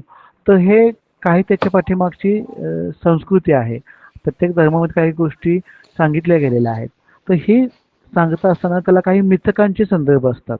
म्हणून म्हटलं की प्राकथांच्या निर्मितीमध्ये आणि उत्पत्तीमध्ये देवदेवतांचे जन्म मृत्यू आणि मृत्यूनंतरचे जीवन आणि जगाची पुनरुत्पत्ती आणि पुनर्जन्म हे विषय प्रामुख्याने येतात. त्या काळात प्रतीत होणाऱ्या जीवनाच्या विराट स्वरूपाची सुसंगती लावणे आणि त्या गोष्टी रूपाने भाषेत व्यक्त करणे, आकाराने अर्थ मिळवून देणे ही प्रक्रिया ही प्राकथांच्या माध्यमातून चालत असते. आता ह्या सगळ्या गोष्टी घडताना याला भाषेमध्ये काही शैली विचार महत्त्वाचे असतात. काही शैली विज्ञानामध्ये एक वेगळं विशिष्ट महत्त्व त्याला आलेलं असतं. कारण भाषा हे संप्रेषणाचं माध्यम असतं. ती अधिक अर्थवाहक, आशयपूर्ण आणि कार्यक्षम बनवून तिचा कलात्मक असा वापर साहित्यासाठी होतो. साहित्य भाषेचे प्राथमिक असे वैशिष्ट्य म्हणजे ह्या भाषेला कुठल्या तरी साहित्य प्रकाराचा एक बाह्य संदर्भ सकृत दर्शन प्राप्त होतो. ठराविक अर्थप्राप्तीसाठी ठराविक भाषिक रूपाची रचना लेखकाने जाणीवपूर्वक केलेली असते. त्यामुळे साहित्यकृतीच्या संहितेत आपोआपच एक आंतरिक रचना तत्व निर्माण होतं आणि व्यवहार भाषेला चिरंतन स्वरूपाचा एक कालसंदर्भ नसतो. कारण मात्र साहित्य भाषेला तो असतो. शब्दांनी वाच्यार्थ, लक्षार्थ आणि व्यंगार्थ असे अर्थ व्यक्त होत असतात. शब्द उच्चारताच त्यावरून ज्या अर्थाचा बोध होतो तो वाच्यार्थ असतो. पण बऱ्याचदा आपण शब्दाचा वाच्यार्थ न घेता वेगळा अर्थ घेत असतो. जसं मगाशी मी तुम्हाला हत्ती असं म्हटलं की आपल्या डोळ्यासमोर हत्तीचं चित्र उभं राहतं. पण सूर्य अस्ताला गेला तर सूर्य अस्ताला गेल्यानंतर व्यक्ती परत्वे त्याच्यामध्ये बदल होत असतात. म्हणजे स्थळ काल प्रसंगाच्या संदर्भानुसार वाच्यार्थ पूर्णपणे स्थानांतरित करणाऱ्या आणि साहित्यनिष्ठ असा स्वतंत्र अर्थ निवडणाऱ्या संहितार्थाला अधिक महत्त्व देतं. तर अशा पद्धतीनं आपल्याला या ठिकाणी भाषा आणि साहित्य म्हणून साहित्याचे माध्यम म्हणून भाषेचं कार्य कसं चालतं हे बघितलं. आता भाषा कथन म्हणून कथा कविता कादंबरीमध्ये कशी वापरली जाते ते पाहणं देखील तितकंच महत्त्वाचं आहे. कारण प्रत्येक लेखकाचे साहित्य कृती लिहिणाऱ्या प्रत्येक लेखकाचं व्यक्तिमत्व वेगळं असतं, भोवतालची परिस्थिती वेगळी असते आणि त्याने मांडलेला अनुभव वेगळा असतो.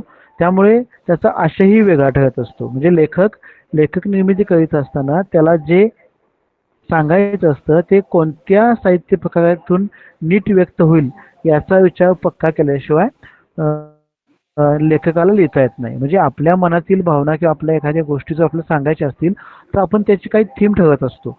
म्हणजे समजा एखाद्याला व्यक्त होत असेल तर तो कवितेच्या माध्यमातून व्यक्त होतो, एखादा कादंबरीच्या माध्यमातून व्यक्त होतो, एखाद्या कथेच्या माध्यमातून, एखाद्या नाटकाच्या माध्यमातून, अशा अनेक वेगळ्या माध्यमातून ही लेखक, कवी किंवा कथाकार हा व्यक्त होत असतो. आणि त्यानुसार साहित्याचे किंवा भाषेनुसार साहित्याचे वेगळे प्रकार पडतात.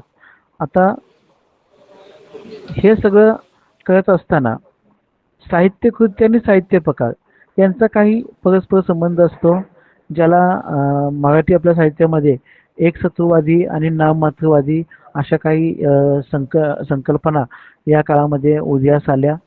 त्याच्या वेगवेगळ्या एक गट तयार झाले, त्याच्यातून त्यांचे मतभेद वगैरे तयार झालेत.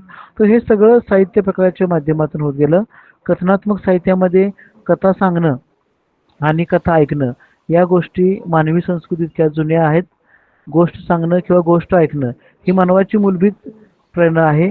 कथानुरूप लघुत्तम घटना असतो. घटना नेहमीच काळामध्ये घडत असतात. घटनांमध्ये पात्रे येतात, प्रत्येक पात्राचे स्वभाव विशेष वेगळे असतात. घटना व पात्रे यातून कथन रूपाची एक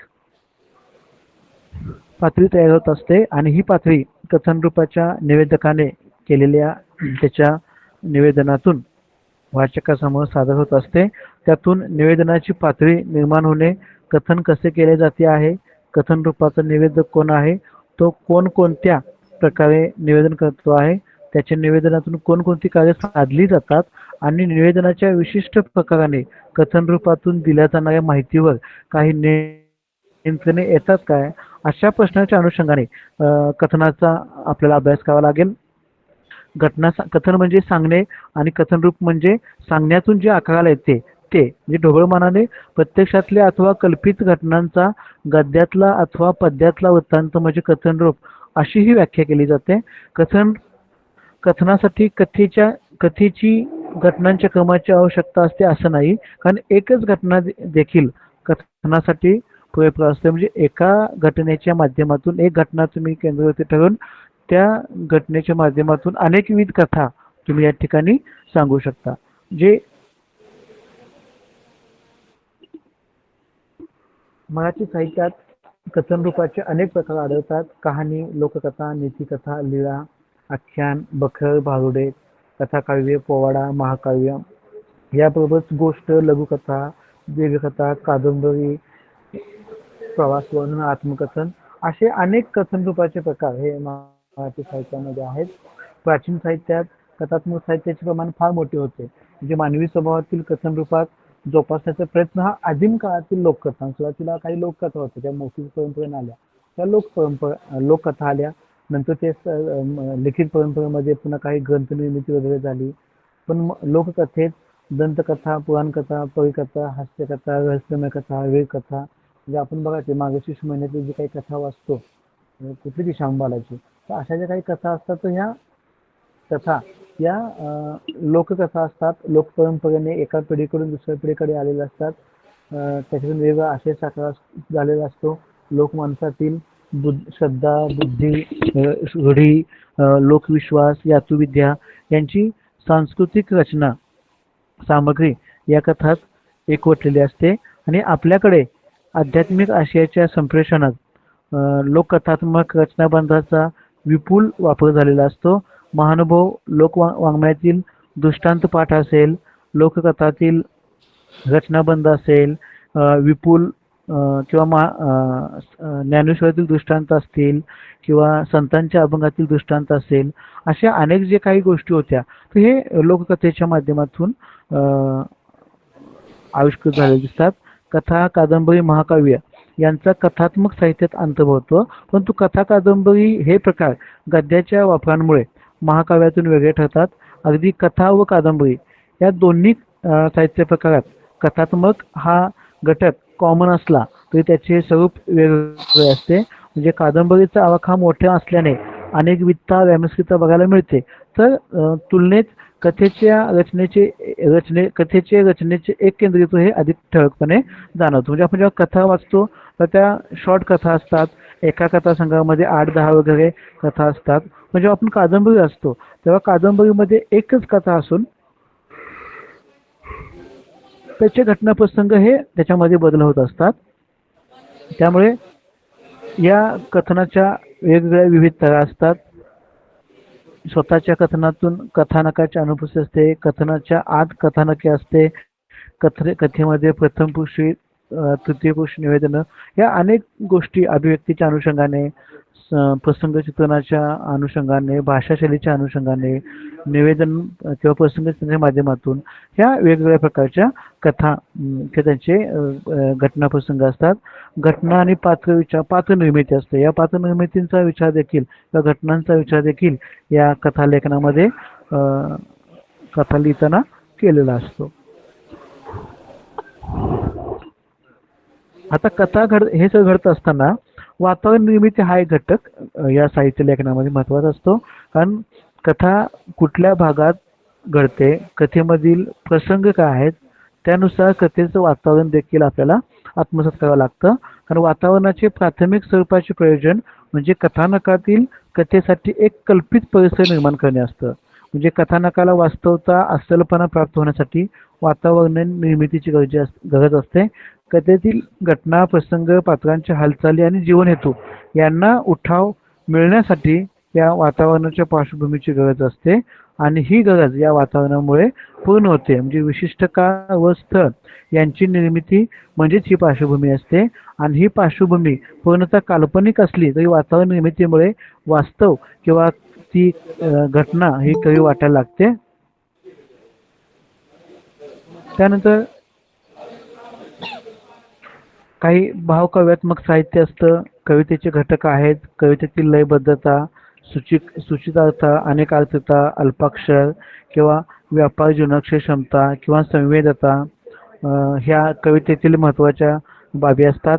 नाटकाच्या बाबतीत विचार केला तर नाटकांमधून नाटकाचे काही घटक असतात, त्याच्यामध्ये संविधानक किंवा विषयसूत्र किंवा नाटकांमध्ये असणारी पात्रचित्रण किंवा नाटकामध्ये बोलले जाणारे संवाद किंवा नाटकामध्ये असणारी रंगसूचना, रंगभूषा, नाटकातील वातावरण निर्मिती हे देखील घटक तेवढेच महत्त्वाचे असतात. म्हणजे फार प्राचीन काळापासून साहित्य प्रकार मानले गेले. साहित्याच्या आविष्कारामध्ये आणि परंपरांचा विचार करताना साहित्य प्रकारांचा विचार करावा लागतो. पण निरनिराळे साहित्य प्रकार म्हणजे स्वातंत्र्य निखालास असे कप्पे नसून त्यांच्यात साम्यभेदयुक्त नाते असते. म्हणजे साहित्य प्रकार हे काही नुसती नावे नसतात, ते एका विशिष्ट साहित्य परंपरेचा भाग म्हणून अस्तित्वात येतात आणि त्या साहित्य परंपरेने त्यांचे स्वभाव घडवलेले असतात. त्या काळातील सामाजिक सांस्कृतिक गरजांनी विशिष्ट साहित्य प्रकार सिद्ध होताना दिसतात किंवा एकापेक्षा अधिक साहित्य प्रकार हे परस्परांमध्ये मिश्रित होऊन त्यांना त्यातून नवा साहित्य प्रकारही अस्तित्वात येऊ शकतो. तर अशा पद्धतीनं या एकूण 4 घटकांमध्ये या अभ्यास पत्रिकेची विभागणी केलेली आहे. भाषिक आविष्कारांमधून भाषिक आविष्काराचे प्रकार जे मौखिक आणि लिखित प्रकार आहेत. भाषेची सृजनशील प्रक्रिया ही ध्वनी आणि दृक आणि श्राव्य माध्यमातून कशी चालते, भाषा सादरीकरणाची कला कशी असते, भाषा साहित्याचे माध्यम म्हणून भाषेचं काय कसं चालतं, साहित्य भाषेची वैशिष्ट्ये कशी असतात, भाषा कथन करत असताना कविता, कादंबरी आणि महाकाव्य किंवा नाटक किंवा सिनेमाच्या माध्यमातून कशा प्रकारे ती कथन केली जाते, या सर्वांचा आढावा या पहिल्या अभ्यासपत्रिकेमध्ये देण्यात आलेला आहे. अशा पद्धतीने आपण एकूण 4 घटकांचा आढावा या ठिकाणी घेतलेला आहे. या बाबतीत काय आपल्याला शंका असतील तर आपण एक 5 मिनिटं डिस्कस करूया आणि थांबूयात. कोणाला काही शंका आहेत?